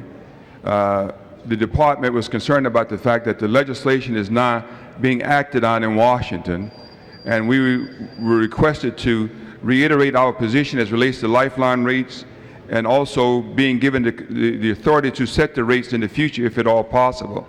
And that matter is now currently before the the Congress in Washington. And I got the impression from Mr. Hernandez that he was not about to do anything else but hold some more hearings at some later date, not specified at all. And this is like, if I must say so, something, this is an apple pie and an ice cream. This is really something that it's something that the industry would draft in terms of recommendation. Not controversial at all. The only reason why I would think the industry would not want us to take any action is because they don't want Congress to know how we feel about life rates and how we feel about having the control or the authority to set rates. And so that's why I said to Mr. Hernandez, when would you want to hold hearings? When are you going to let Congress know how we feel about this? I think that the department can speak to that issue in terms of what's before us. Mr. Hernandez, if this matter were referred back to your committee, when would it come back to the City Council? Mr. Chairman, that the goal is to get it out as soon as possible, hopefully by next month and a half. The reality is, when I guess Louis Appian, when she was talking about the report, many of the items on the report we've already adopted. When they talk about legislation, I'd like her to please tell us the specific bill she's concerned about, if she could. I want to know what the urgency is. May I make a suggestion? When I'm asking the urgency, Mr. Chairman, the reality is what's happening here is we want to have a report that basically looks at the issue, provides us the facts, and we can make a recommendation. That's not what we received. We asked for the report because it was late coming from staff. It was late coming from the commission. It was presented to us at that meeting. All we did was want to continue researching it. Why it is that it's before us and we're having this debate, I don't understand. Mr. Hernandez, may I suggest that you get the matter back to council in about 3 weeks, and that if you want to continue discussion of that item, explain it to the council at that time, but give the council an opportunity to react to the commission's report? I'll be glad to, Mr. Chairman. What you're asking is that we conduct hearings with the industry, with consumers, and we'll be in the middle of budget deliberations. And I got no problems. I'll try and do it to the best of my abilities. Well, I'm just trying to smooth the waters here. Right. If 3 weeks is acceptable to you, and I think it would be to the other members, let's do it in that way. We'll be glad to report to the council. Open the roll on. Mr. President, I think my button is pushed. Mr. Holden. Right. Ms. Herman, the legislation is moving in Washington, is being considered. How does 3 weeks would affect that process? I don't have an answer to that, but because I don't know their exact schedule, I don't imagine that it would detrimentally affect our position. And if the schedule was such in Congress that it was moving forward, I believe both Mr. Hernandez and the council might favorably consider a special motion, possibly, if that was to be the case. Would you do that, Mr. Hernandez? Yeah. All right, fine. Yes, on my time, go ahead. Thank you. My name is Joanne Kumamoto. Before you speak, I just want to make one comment. You know, Mr. Hernandez, it's really strange that the industry, Ms. Flores, asked for 45 days. And they also are aware of the fact that any substantial delay could adversely affect our proposed position on the legislation. And Mr. Hernandez asked for 45 days, a month and a half. Same amount of time that the industry asked for. That bothers me, and I'm very pleased, Mr. President, that you trimmed it down to 3 weeks. Now you can speak, and I will support the 3-week amendment. Thank you. Ms. Galanter. Okay. Ms. Galanter. I'll give you the rest of my time. I just wanted to note that I wasn't aware we were in business here to further the interests of the cable TV industry or any other industry. It seems to me that the important role of the City Council is to be thoughtful and deliberative about all kinds of issues that come before us. And I will yield the rest of my time to this lady who did not get a chance to speak. Thank you very much. Well, I just wanted to speak to the delay. My name is Joanne Kumamoto. I'm Commissioner Telecommunications. I wanted to speak to the issue about the report being delayed. The Commission received a report from the department on the hearings, and we decided at that point that we wanted to have our own report. We also received a report from LACOA making their recommendations on how the report should be worded. We looked at both the department's report, LACOA report, and came up with our own separate report. So I wanted to let Councilman Hernandez know that the reason that we were delayed on it was that we did spend time with LACOA in a meeting, giving them an opportunity to express their concerns about the report that this department had made, and also we accepted their concerns in writing. So we do have both of those, and those were both considered in the report that we are submitting forward to the council and to the mayor. Thank you very much. Mr. Burnson. Susan, let me ask you, I'm going to ask you as head of the department, and give me, regardless of what these two sides say, okay? What's in the best interest of the city here? Should this be acted on now? Should it be delayed? Is 45 days? Tell me what the real ramifications are here. Well, the real ramification, I think, is one, just accepting a report from the commission. Obviously, the council and the mayor can do that at any time that they want. The legislation concerns me, but I believe that we've heard from all sides that they'd be willing to consider a special motion if time became pressing such that that item needed to be separated out. The commission's work on customer service standards with the industry has been positive and rolling along. I don't think it will be detrimentally affected if you don't act today. But if you had your druthers, would you act on this as quickly as possible, or would you delay it 45 days, or would you delay it if you had to delay it, would you delay it for a shorter period of time, or what? I don't think ultimately it probably makes a material difference if you acted today or in 3 weeks.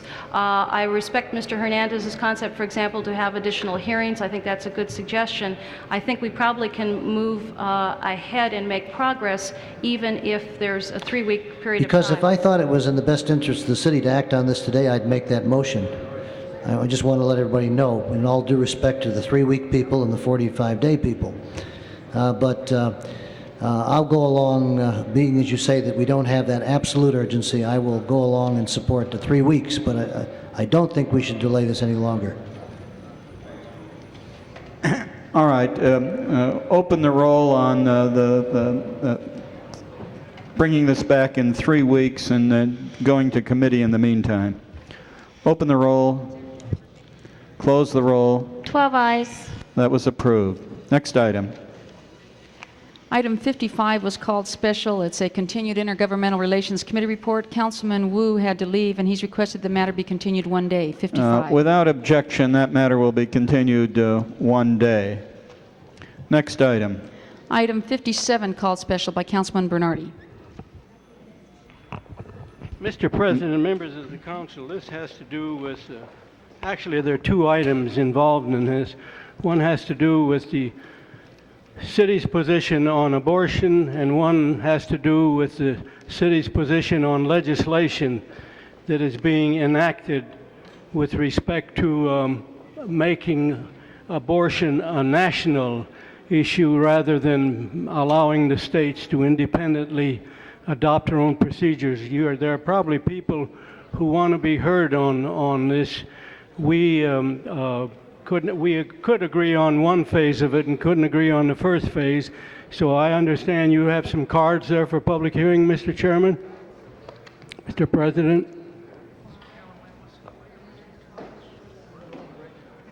No, I have no cards on number 57. Then I'm going to ask that the 2 items be divided. First, we vote on the support involving the Edwards and the Cranston bill involving the freedom of choice, and then we separately vote also on the second recommendation that deals with the issue of federal legislation that would really prohibit states from adopting, Michael, see if I have this correct, would prohibit states from adopting federal regulation, their own regulations, so we could conceivably have a myriad of 50 different regulations. But the first one is a straight out and out support Mike. As Michael, I understand, please. you wanted to state the city's position clearly on the issue of Abortion. abortion. Yes. And that was not in relationship to the bills. The bills, which are the subject of the motion by Councilwoman Galanter, seeks support of the Cranston bill and the Edwards bill, which would set a national standard. Well, the national standards, then we, Mr. Ferraro and I agree to that, and then it should be, there's this phase in here about, because the city has a position, this committee report then has to be clarified, that if we're going to only deal with the federal legislation that will now make it a national standard, I have no problem with that. I think it ought to be. I don't think that we ought to have 50 separate abortion laws, have each state. I don't think that this is a states' rights issue. I think it's an important national issue. And frankly, even though I oppose abortion, but I do oppose any support the legislation that would prohibit the states from adopting their own. So if we eliminate that portion that you've got in there, Michael, that involves, if we're only dealing with the bill on the national legislation, let us take the other wording out, and just so that we'll only be voting then on the motion then that was presented. So if that's agreeable, I have no problem with that, and I'm in favor of that, of the bills that are being, that have been introduced and are going through the Congress. Ms. Galanter.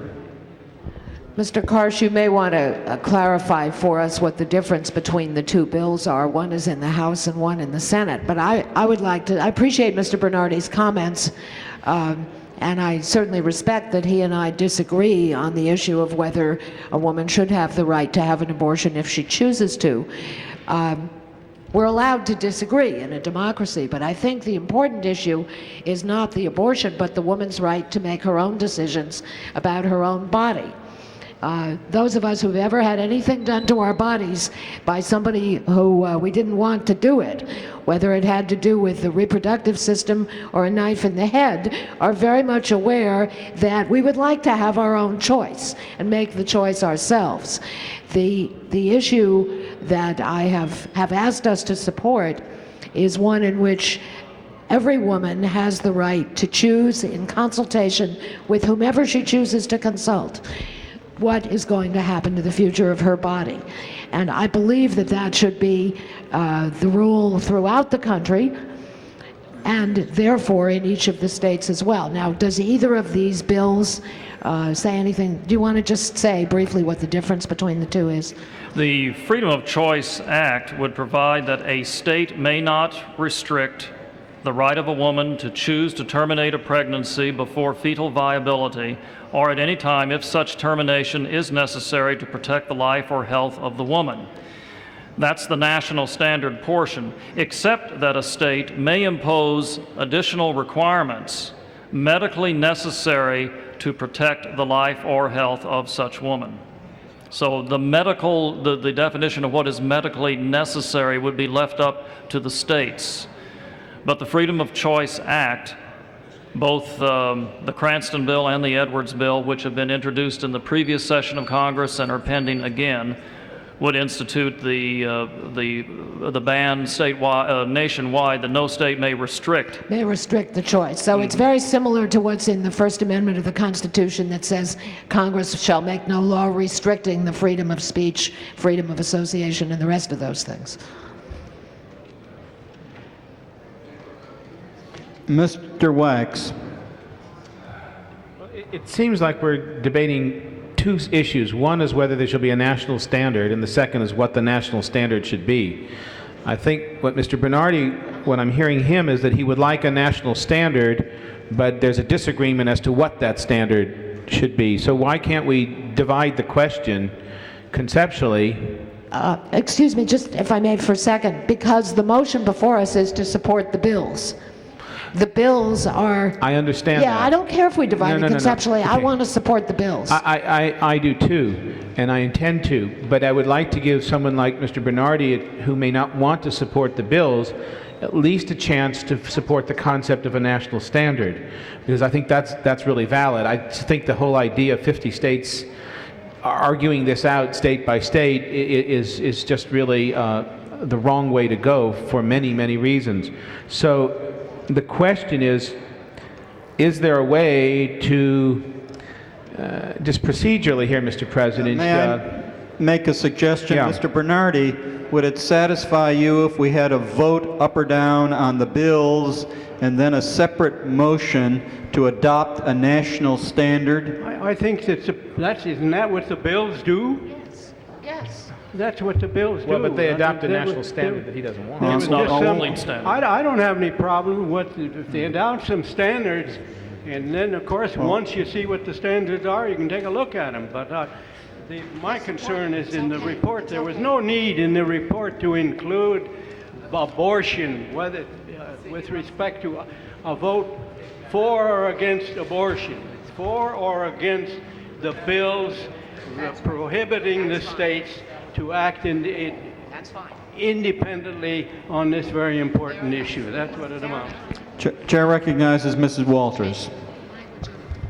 Mr. Chair, it seems to me, for my purposes, the only standard should be set between a woman and her doctor, or a woman and whomever she chooses to consult with, as Ms. Galanter said. And I think we need to pass these bills, and I think our voice is important to be heard by Senator Cranston and in both the Senate and the Congress on this very important issue. It is only through pressure from the states, from the cities, from the locales that it seems to me that we're going to have legislation that prevents us from returning to the days of the coat hangers. So I would urge support by everyone on this council of this freedom of choice bill. All right, this has been submitted without recommendation. Mrs. Galanter moves and Mrs. Pikus is second support of these two bills. Open the roll. Mr. Bernardi. I haven't been heard. But there is some concern here about, again, I want to make it clear. I have no problem with the state, but involved in it also here would be a vote for or against abortion. Is that what you're saying, Michael? It says, yes, the Cranston bill provides that no state may restrict the right of a woman to choose to terminate a pregnancy before fetal viability. Well, then I don't have any problem with that. If it's going to be national legislation is what's involved here. Is that correct? Yes, sir. Open the roll on the motion. Close the roll. 10 ayes, 1 no. That was approved. Next item. Item 60 was called special. Mrs. Flores, on item 60, it's the day labor issue. Yes, Mr. President, I would like to request a 5-minute hearing on both sides.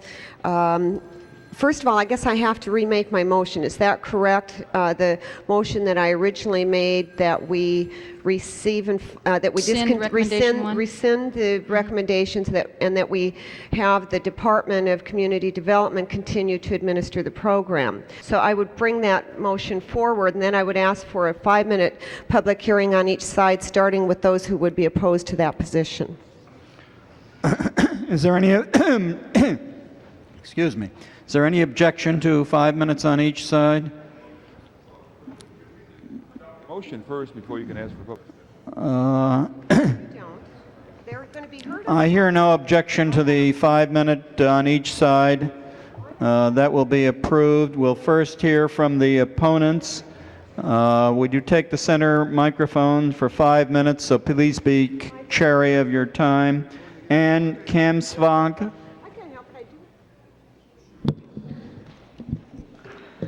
Mr. President and members of the council, first I want to say I think when we consider this issue, I think that the City Council and the City of Los Angeles should be proud of itself for what it has accomplished with the day labor program. I was here 3 years ago when this first came up for discussion, and I think it was a good moment when the city decided to try to handle what is a sensitive and difficult issue in a way that doesn't criminalize or punish people who are trying to make a living in an honorable way. The City of Los Angeles was the first city to deal with this issue in this way, and so most of our experiences we've been learning as we go. And I say we because we as CHIRLA, the Coalition for Humane Immigrant Rights of Los Angeles, have worked together with the city on the development of the 2 existing sites and working on how to handle issues affecting day laborers all along. In this process of going forward, I think we've been learning as we go, and one of the things that we've learned is that not everything has worked perfectly. The 2 sites that are up and operating are a wonderful service to the men who go there to look for work, to the employers, and to the neighborhoods that they serve. But not everything is working perfectly. And I think after 3 years of experience and an independent review panel, the conclusion is that the Community Development Department is not ideally suited to do the day-to-day operation of this project. We've seen that there are just simple bureaucratic problems. The employees who work at this site work with the city under personal services contracts. So when somebody leaves the employment, it can take up to 4 months to replace them as they go through a job search process, and then you, the members of the City Council, have to act as micromanagers by approving hiring a new site coordinator. I can go on with a list of other problems that we've seen, from simple things like paying the bills to get the porta potties cleaned, to other things that mean that the sites have just not been running as well as they could have been. That was what led to the decision that an RFP process to have a community-based organization run it was the way to go. When that RFP was let out, CHIRLA, working together with 2 other community You've already taken half the time. Okay. CHIRLA, working together with 2 other community organizations, submitted a proposal, and the purpose of that proposal is to work in partnership with the city to have both local control of the existing sites and a coordinated way to develop new sites and to mediate problems at non-site corners. I think it's very important that the city move forward in the direction of having a community organization run these sites, and I urge the council to take that action moving forward with the RFP. Madeline Janis. Thank you, Mr. President, members of the council. My name is Madeline Janis, and I'm the executive director of the Central American Refugee Center, CARECEN. We're one of the nonprofit agencies, members of CHIRLA, that are participating in this overall coalition effort to and the application to run the City Day Labor Project. I'd just like to say that CARECEN, as a nonprofit legal and social service provider, have put in endless hours in order to make this program work. Volunteer hours. We've been out at Harbor City. We've been out at the North Hollywood. We've been working with the day laborers and others because we care about this program. We care about the workers. We want to make sure that it works.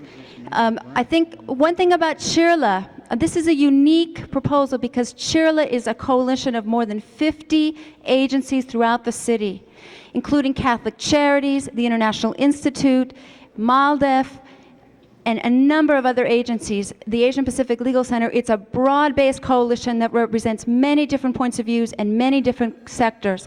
And it's perfectly suited to run this sort of project. One thing that we've seen in our experience is that this must be run by a community-based agency or agencies. This is not the kind of program that could be run by a bureaucracy. And this is something we want to be out there and providing free services. We want to make the program work for the workers, for the neighbors, for the employers. And we think that even if it's not us, this program needs to be run by community agencies, and would strongly urge you to approve that. Thank you. Mary Brent.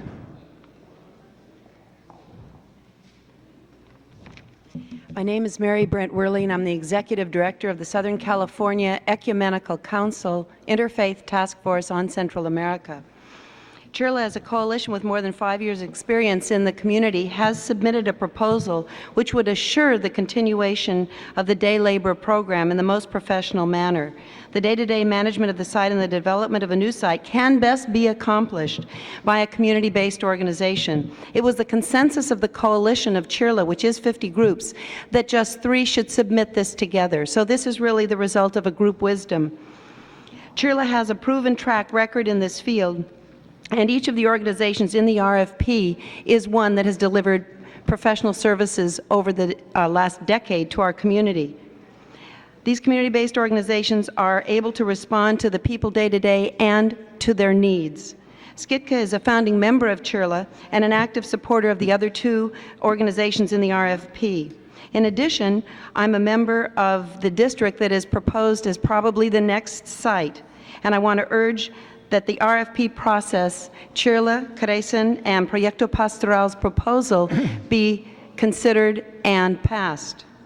The best of worlds will be achieved if Chirla is awarded Would you the summarize, RFP. please?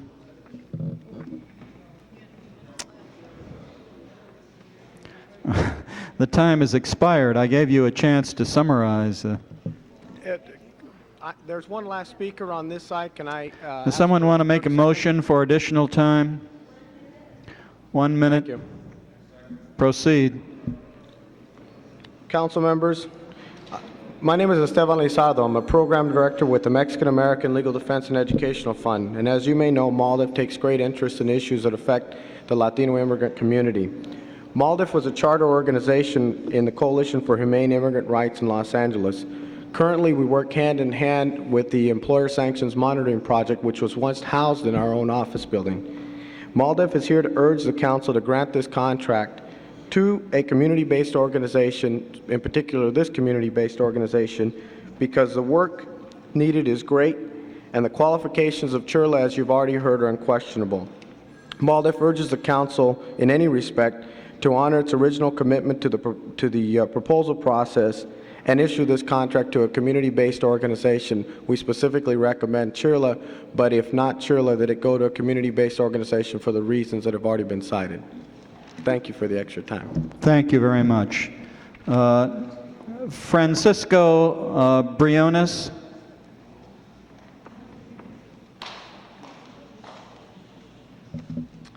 Good afternoon. My name is Francisco Briones, and I'm representing the day labor program of Harbor City, the day laborers. I'm going to be quick. We just want to leave the program as it is because the program is working and it's not broke. There's nothing to be fixed. It's working real good, and we're trying to keep all my friends out of the corners, which is very risky for them. And I got all the signatures here from all my friends of the day labor program, which they agree to leave the place as it is because it's working. We don't want no more confusion. If we change the program now, it's going to be a lot of confusion. And we please leave it as it is. Pardon me? Por favor, Joanne. ¿Todos están de acuerdo? And I got all the signatures here. Thank you. Are all these people in support of that? Yes, sir. Joanne Valle? It's Valley, that's right, thank you. Good afternoon, everyone, council people. I'm here wearing many hats. First of all, I'm here as the chairperson for the Harbor Area Day Labor Task Force Group. I'm the executive director of the Harbor City Harbor Gateway Chamber. I'm one of the vice presidents of the Harbor City Coordinating Council and the neighborhood action groups of Harbor City. We all have the same concerns of keeping our corners clear. Our businesses can't do business if our corners are not clear, and they have been clear. We've had very good response from the city. We feel at this point that if a CBO, any CBO, takes over the program, the community, the residential community, and the business community will not have the say-so to be able to govern this project. This is the lifeblood of this area. Business is bad. We've had business close in the past because of what's happening on the corners. Please, we must keep this with the city. I have letters here from other chambers of commerce, the Universal City, North Hollywood Chamber, and the Sun Valley Chamber support our position on this to keep it with the city. If for some reason that we see that it cannot be kept with the city and it goes to a CBO, these three chambers, I've been instructed to say, cannot possibly support the program. Thank you. All right, Chair recognizes Mrs. Flores. Mr. President, as the councilperson for the district that initiated this program and actually initiated the whole process of looking at what to do about the day laborers who were creating a safety hazard on the streets in Harbor City, I have to say that Shirla at that time met with my office and we worked very diligently together to find a site. It happens to be on city property, and then to work to make that a success. It never would have been a success at all if it had not been for the people in the community who willingly supported this program, not just said, okay, let's take a piece of our park and let the day laborers congregate there, but who actually went out and fed them donuts, who actually went out from business to business to encourage people not to pick these workers up from the street, who worked with us to get a situation where we can have a trailer on private property across from the center so that we can give classroom training to these people and also to assist them in knowing what their legal rights are. And it's been a coalition of the city, of the community, of the men who are on the day labor site, and of the businesses in the area who have been supportive. And I've always believed that if something is working, you shouldn't try and fix it, because usually what you do is upset the apple cart. If we want to continue to have this kind of support, I believe we need to do that, and it could very seriously hurt the program. We wanted to go out to this RFP to see if there were a group that could continue on the same kind of service. And I have no quarrel with Chirla per se, but it was one bid, and they are an advocate group for certain things that have to do with day labor position. I believe that that would be a direct conflict, and at least in my district, and I can attest to the fact that it works the way it's working, I think it's very important that we continue down the road that we're on, and hopefully Chirla will work with us and the other groups that have been very helpful as well to some of the problems involving the men will continue to support us, but let's not take it out of the hands of somebody who has the ability to bring in the services that these men need. Mr. Hernandez. Yes, Mr. Chairman, members of the council, these kinds of debates are getting more and more complicated. I want to commend Joan for the program she's been running in her district, and part of what's bothersome to me is you have several people here in the audience who appeared because they're under the impression that their hiring bosses would be fired. You have a population base out there that's susceptible to a lot of different kinds of things. When I'm on the streets, and you should know, Mr. President, I've been bothered by how it is that we can have a day workers program in Westwood or in your district and not in my district, and it's not meant as a negative, but what I found out is people are taking the bus to your district so that they can find a job. It's not that they live there. And so having a day workers program there, I'm not sure if that becomes a magnet, but I know what it does to trip fees, what it does to transportation when we talk about those kinds of issues. But they're taking the bus to some of these sites. When you talk about the social service component, as we put an RFP out because we thought we'd like to look at it. And we had a consortium of organizations who chose to bid on this program. What I do know is CDD tends to have a 24%, 22% administrative cost factor. And we just had that question in another committee dealing with maintenance of a site in Jones District. And we found out it was cheaper to leave it as opposed to having CDD do it. We haven't evaluated the success of the program. But the rumors on the streets, when I talk to people, is that if you want a job, you pay someone and you get a job. The rumors on the street is there's some susceptibility to the people who are out there. And so my concerns are more of, have we fairly evaluated the program? I didn't want to disrupt anything that's working well. I want us to look at the program and how it is that we could improve it. And that's why I thought the RFP process was part of that. I want to make sure that we're not creating different kinds of incentives in the city. Thank you. Mr. Bernardi. Someone here from the CDD, please come on up.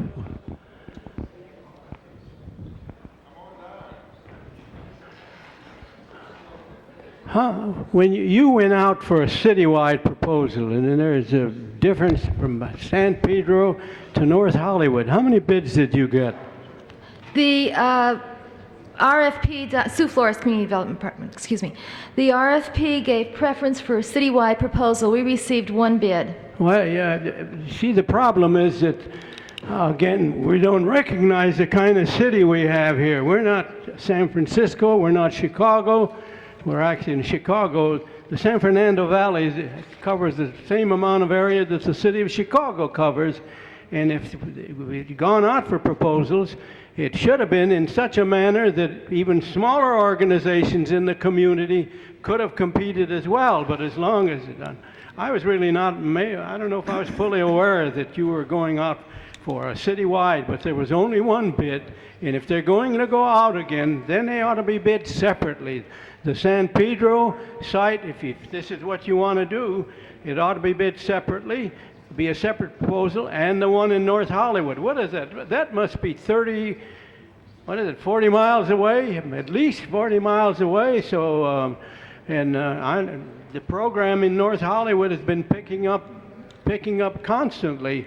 And just as the lady pointed out here, we have strong support for it from the various chambers that are involved, North Hollywood and the Sun Valley Chamber and some other organizations, business organizations. And they're concerned if it turns out to be, maybe their concerns might not be fully valid, but at least they're concerned now. And if they pull their support out, because they publish constantly in the Sun Valley and in the North Hollywood Chamber, the Universal City Chamber, constantly mailing to all of the business people that if they need employees, part-time employees or employees for a few days, here is an ideal place to solicit the employment. So I'm in favor of terminating the fact that the contract that is here before us has nothing to do with the, although we have some problems, I'm going to tell you, we've had some problems with the organization with respect to their position on whether people ought to be on the corners or not, and there's kind of a conflict in operating the way we operate. And I want to tell you now, the facility we have in North Hollywood is in nowhere near as accessible a position as the one they have in Jones District, that's in a park and in an area where it's much more, I think, readily accessible than this one that's on Sherman Way in Van Nuys. But the improvements that have been taking place, and in the last several months with the number of employees that are being hired out of this site, I would hate to see that disturbed.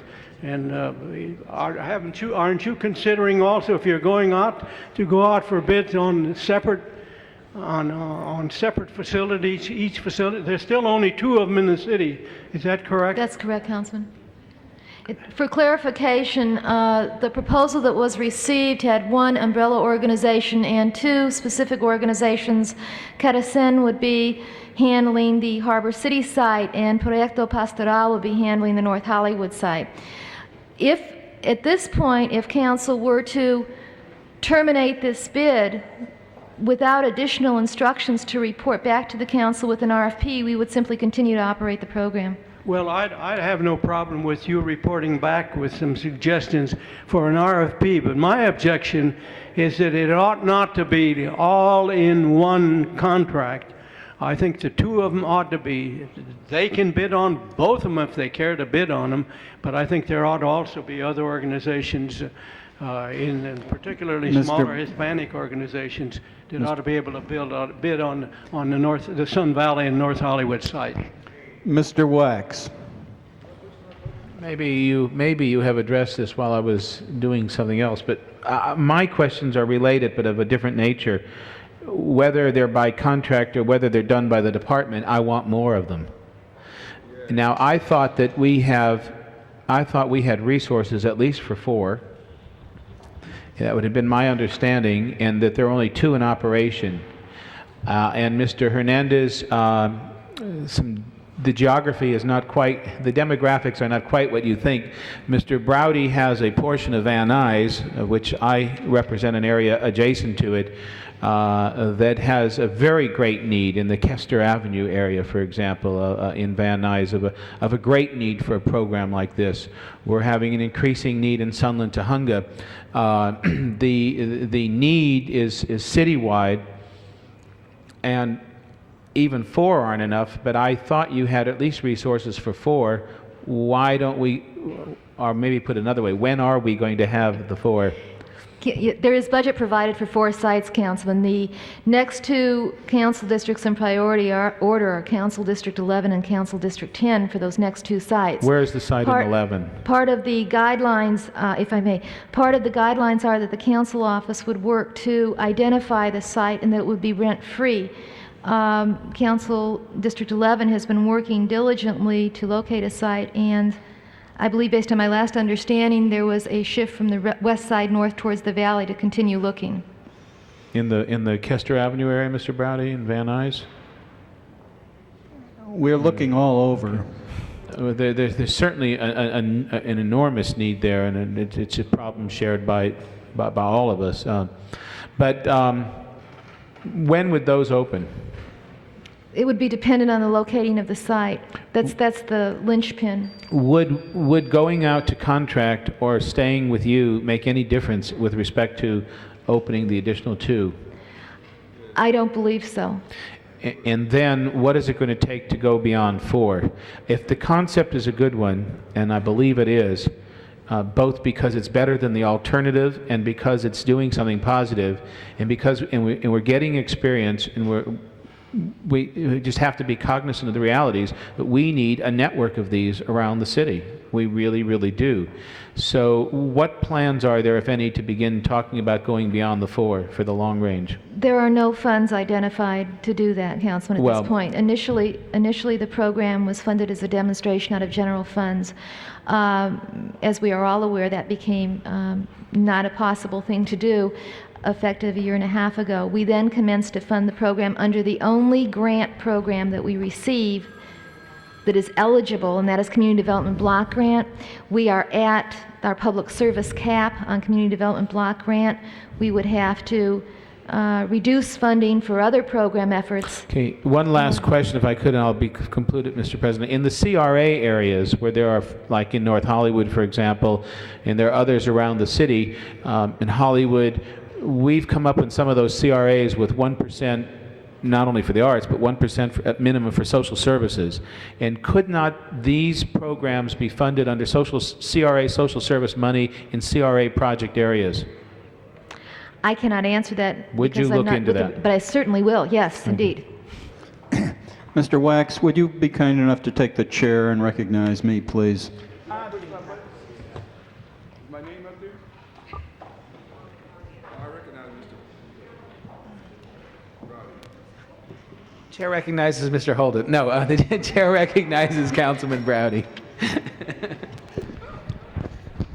Members, the day labor program is something that we're all struggling to learn how to do. It's never really been done before, and we're all groping and trying to learn together. And the city has done fantastically well in experimenting with really an insoluble kind of a problem. And one of the lessons that we have learned, I've been involved in terms of struggling to find a site, is that you have to have the cooperation of the local community around there, the local business people, the people who are going to pick up. You have to have the cooperation of the neighbors and so on, so that it is a very, very tough kind of a situation. Also, your customers, your clientele, they're not the same people all the time. And the people who do the hiring are turning over. So we're in effect asking people to run a kind of new business enterprise where there are no clear-cut rules, and we're all struggling together. So in that sense, we have built a base in Mrs. Flores's district and Mr. Bernardi's district. And although there isn't one in my district, I have devoted staff to trying to figure it out and to learn how to do it. And we have learned a great deal, we think. And the conclusion that we have come to is you got to reach out and bring as many people into it as possible. And Mr. Bernardi's instincts about having a localized agency, if you're going to have any kind of agency at all, is a very good one. But meanwhile, the conclusion that I have come to personally is that we ought to go with the people that we have already trained. We have a base of experience. To give that up and to ask new people to come in and familiarize themselves with the local situation and to cast aside these hard-learned lessons seems to be unwise. So Mrs. Flores and I and Mr. Bernardi got together and we thought that it would be a good idea to not award this contract to a citywide agency, but to continue for the time being with what we've got, and perhaps put out requests for proposals, and we'll get more localized things at some later time. And maybe that's the way to go, but not right now. So I hope you'll support Mrs. Flores' motion to terminate this contract, to proceed as we are, and let the department come back with the advice from Mr. Bernardi to put out a request for proposals at some future time. The chair recognizes Councilman Holden. Can you believe that Councilman Brady said something that I agree with 100%? And I want to commend him for that. I also want to commend Ms. Flores for initiating this program, because like Ms. Flores, Mr. Brady, Mr. Bernardi, and myself and others have had the same kinds of concerns about day workers. Mr. Hernandez, they don't bust into my district, they live there. And so we have to, that's why my district is a priority for establishing one of those day worker centers. And Ms. Flores already pointed out, and the department has also, that you have a working relationship with the business community, with the people who live in the community, with the day workers who took time from their busy schedule to come down here and tell us how much they like the program that we have now. I think you do them a disservice if you fragment this approach to solving the problem as we have already. For example, if you bring in new people who do not have a relationship with the business community, do not have a relationship with the people who live in the area or the people who work in the area, then you're generating additional problems. I think the program is too early at this point in time in its infancy to change it. And for that reason, I'm going to vote with Mr. Brady, Mr. Bernardi, and Ms. Flores. Unlike what she's done for me today, but I'm going to do that. If she's got a good idea, I'll say it, even though she's running for Congress trying to leave us.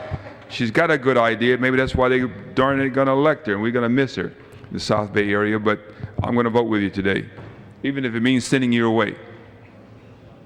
Mr. Alatorre. Could I just ask a basic question? There obviously was a reason why you decided to go to the RFP process. What was the reason for that? The task force that was initially set up in the original design of the program recommended to the department, to the city, that an RFP be done. Okay.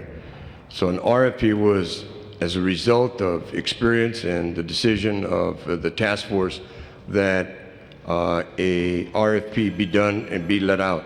What was the rationale for it? Why an RFP versus just staying with the existing program as it is? I'm not sure that I fully recall. I believe that part of the idea... I can refresh your memory. Okay, thank you. The idea was to find out what was out there, where everyone recognized that you don't have all the skills, and maybe there were organizations out there that had skills and had abilities to do this, and to simply find out what was out there. All right, so that was the rationale for doing the RFP. Now, how many people responded to the RFP? One organization responded. That bid, however, did include the participation of other organizations. How many other organizations? There were 2 other organizations within that one bid, for a total of 3. So it's the 3 organizations that have had experience in the related area? That's correct. Now, is it your judgment that the organization that submitted that answered the RFP is capable of doing the work? They submitted a proposal that passed the desk review process that would have been eligible had we continued the process for an oral panel. So yes, it met minimum standards. That is correct. Right. Now, is it still your judgment that the program, if it's going to either continue or is going to expand, would better be done by having a community-based organization or organizations running the program? Councilman, I think that there are probably assets and liabilities associated both with the city continuing to run the program and with an outside organization running the program. At this point, the department is deferring to the policy wishes of the council. It's pretty much in balance, I think. So in other words, the department doesn't have a position as to whether it should be run by the city or should be or could be run by a community-based organization. That is correct. It could be run by a community-based organization. It could be run by the city. We do not have a position with regard to what is the strongest way to do it. But the resources that you presently have are basically all the resources that you can put forth to this particular program. Is that correct? That is correct. Now, by putting it out and having a community-based organization, doesn't it stand to reason that they could probably provide other expanded services to the day worker program? To the extent that they have other resources that they can identify, yes, that could occur.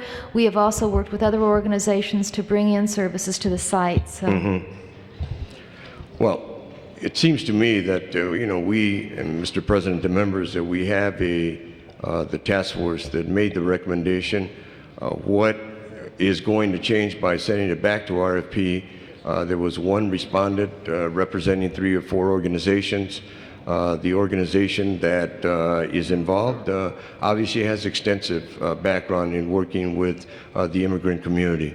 It seems to me that we probably would be better served by having it run by a community-based organization, and it seems to me that that should be the direction that we move in.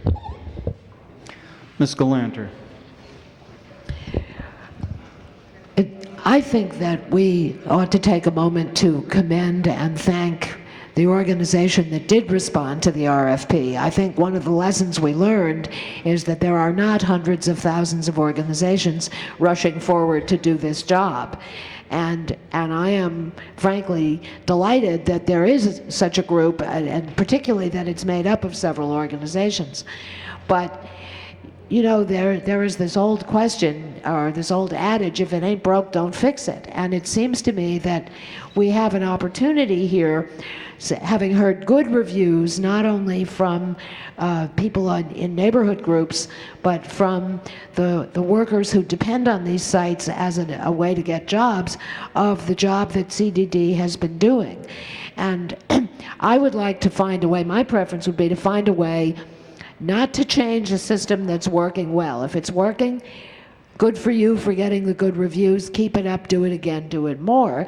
And couldn't we, as your department has done during some of the major crisis points in the homeless issue, you went out and involved all kinds of other organizations. The Community Development Department is one of the city departments that knows best how to work with other agencies and other organizations.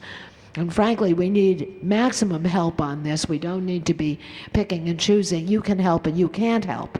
So I've listened to all of this, and it seems to me that we are blessed with both a city agency, city department, and a group of community-based organizations that want to be able to do something helpful. And I don't see it as an either-or proposition, but I'm especially concerned about why we would want to change. The bottom line is I'm concerned about why we would want to change a system that's working. If it weren't working, I could certainly see why we would be out looking desperately to hand off the management to somebody else.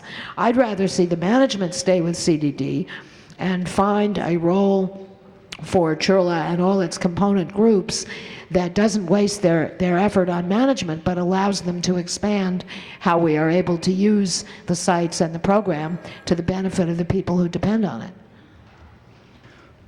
Joy Pikus. I move the previous question. I'd like to say one more thing. You object to Mrs. Flores? All right, Mrs. Flores. Okay, I want to say three very quick things. The first is, if Mike Hernandez is serious about having heard that city personnel are taking graft from people looking for work, I think that he needs to do more about that than stand up and say it in city council. And I have checked with my people. There has never been a hint of a rumor that that's going on in my district. I think it does a disservice to a lot of people to make those allegations without some backup. The second thing is that I want to say that when this, first of all, before they graded it, we checked with the city attorney, and he said that we could, because there was only in effect one bid, even though it had several components, we could stop the process at that time. So it was before it was graded that we did this. And it's my understanding, and correct me if I'm wrong, Ms. Flores, that originally there were two graders looking at the proposal, and that there was a division of whether or not it should be accepted. Then one person left, I think, on some kind of medical leave, and only one person graded and recommended approval. Do you know that? Yes, no, that is not correct, Councilwoman. Oh, it is not correct? 2 people scored the proposal on a desk review. The average score met the cutoff. But One of the favor? One of the scores was below the cutoff. The other score was substantially above the cutoff. The average was above the cutoff. And then when it went back, it went to just one person. Is that right? Well, no, we have stood with that score on 2 people. That we have stood with that average score. That is what is before us. Okay, I don't have an objection if someone in another district, either who's starting up a program or Mr. Bernardi, who already has a program going, would like to go out for a process of RFPs. It might not be a bad idea to compare how an outside agency runs a program as compared to how the city runs it. For my district and for the setting it's in and for the support I have, I would urge that we not do that in my district. So if you adopt my motion and somebody else comes in with a motion to try that procedure in another district, I don't have a problem with it. Let mine be the city-run program that we compare with the privately run program, and if you can convince me it's run better, I certainly would be the first one to say let the private service sector do it. But I don't want to mess with it since it's working. Mr. Hernandez, then Mr. Bernardi. Yes, Joan, I appreciate the remark you made, because I do think we should do something about it, which is why I was asking for a continuance. The previous question, Mr. Browdy, and so this discussion is out of order. I can understand. I can understand Well, we Mrs. Pike is allowed also trying to Mrs. censor me. Flores. And you have to vote it at least. You know, it's hard enough trying to represent a voice on this council, Mr. President. Proceed, Mr. Hernandez. Thank you. I don't want anybody to get me wrong, but I don't want anybody to get me wrong here, but again, we're talking about people. Hopefully people that are all created equal. Hopefully people that we can express the same kinds of concerns about. I agree that there have been accusations, and I want to check into them. I wanted to start by asking staff. I admitted that I wasn't aware that people take the bus to those sites because it makes a difference why I might not have a day workers program in my district. If I don't have jobs, it doesn't make sense for me to have it there, although I might have a strong population base that works out of that area. But what's real bothersome to me is when we keep on saying we know what's good for people. What's really bothersome to me is when we pretend that we know how to operate these kinds of programs and we're doing a good job. Mr. Chairman, all I'm asking is for a review of the program. All I was asking is for a continuance of a decision that was going to eliminate a group who applied for an RFP that has a tremendous history of dealing with these population bases. And why it is that we chose at this time not to basically look at their work, look at their proposal, give it a chance, maybe compare it to what we're doing, I don't understand. And again, I don't expect to win these kinds of debates, but I do expect to voice my opinion. Thank you. All right. Chair is going to recognize Mrs. Pikus to make her motion. Yes, now. I move the previous question. Open the roll on the previous question. Close the roll. 10 eyes. All right. Open the roll on Mrs. Flores's motion. Close the roll. 9 eyes, 1 no. Record Mr. Hernandez and Mr. Alatorre as no votes. That was approved, 8-2. Next item.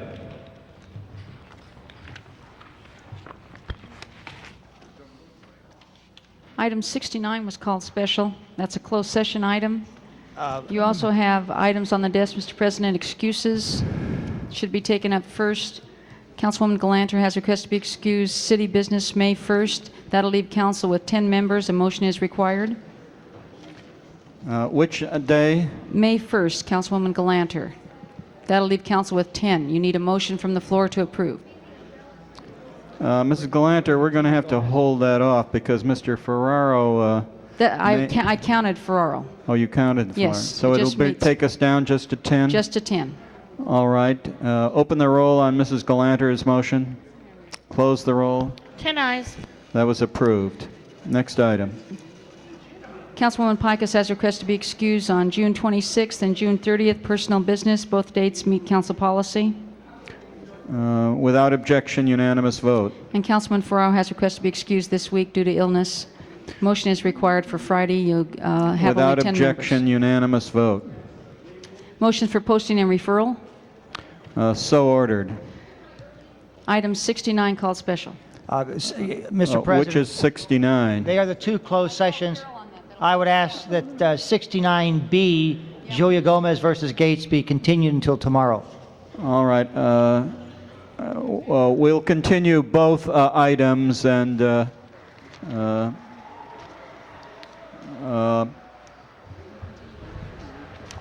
we're now ready for, are we ready for the adjourning motions? Point of order. Did you bring up my request to leave early tomorrow?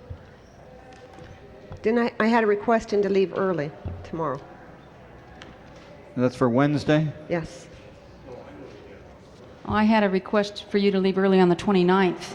Oh, maybe it was the 29th. And I told her it would break a quorum. It would break a quorum? Yes, she said she was going to speak to you about it. So when you leave at 11:20 or whatever time that was, there would no longer be 10 members maybe present. I could ask the president if we could have a light calendar on that day, if at all possible.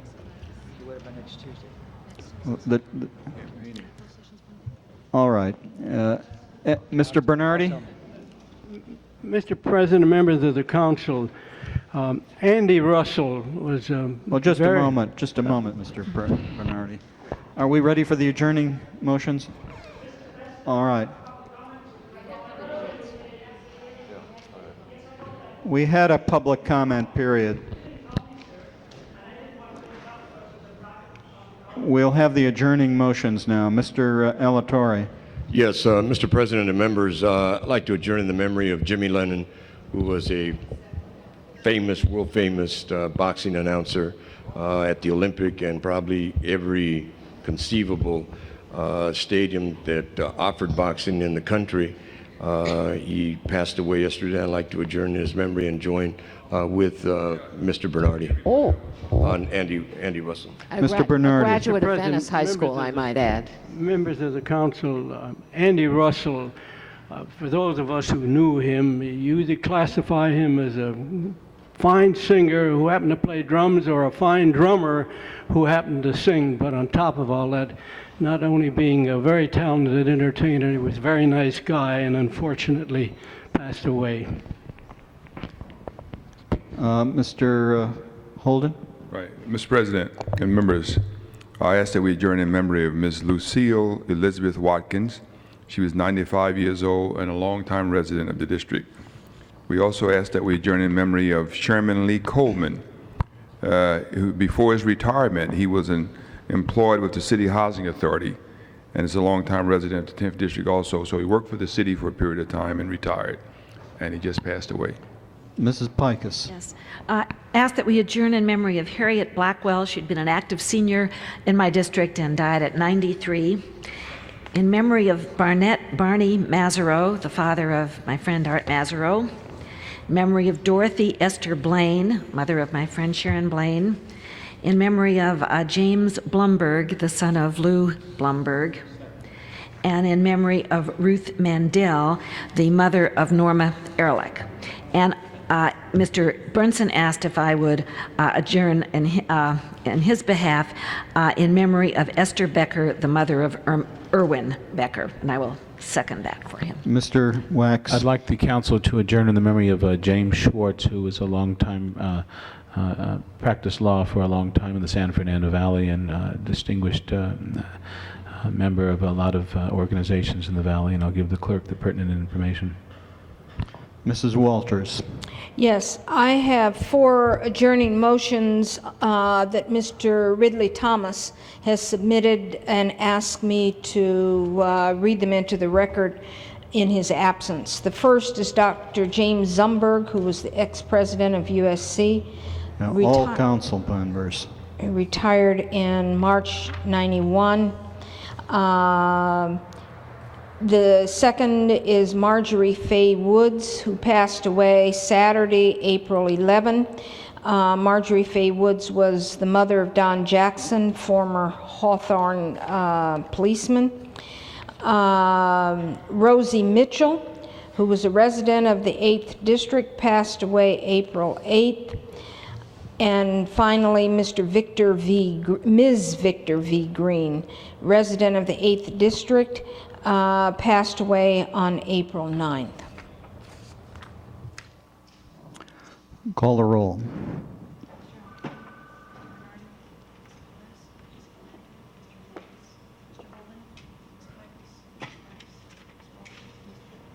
Aye. Council is adjourned.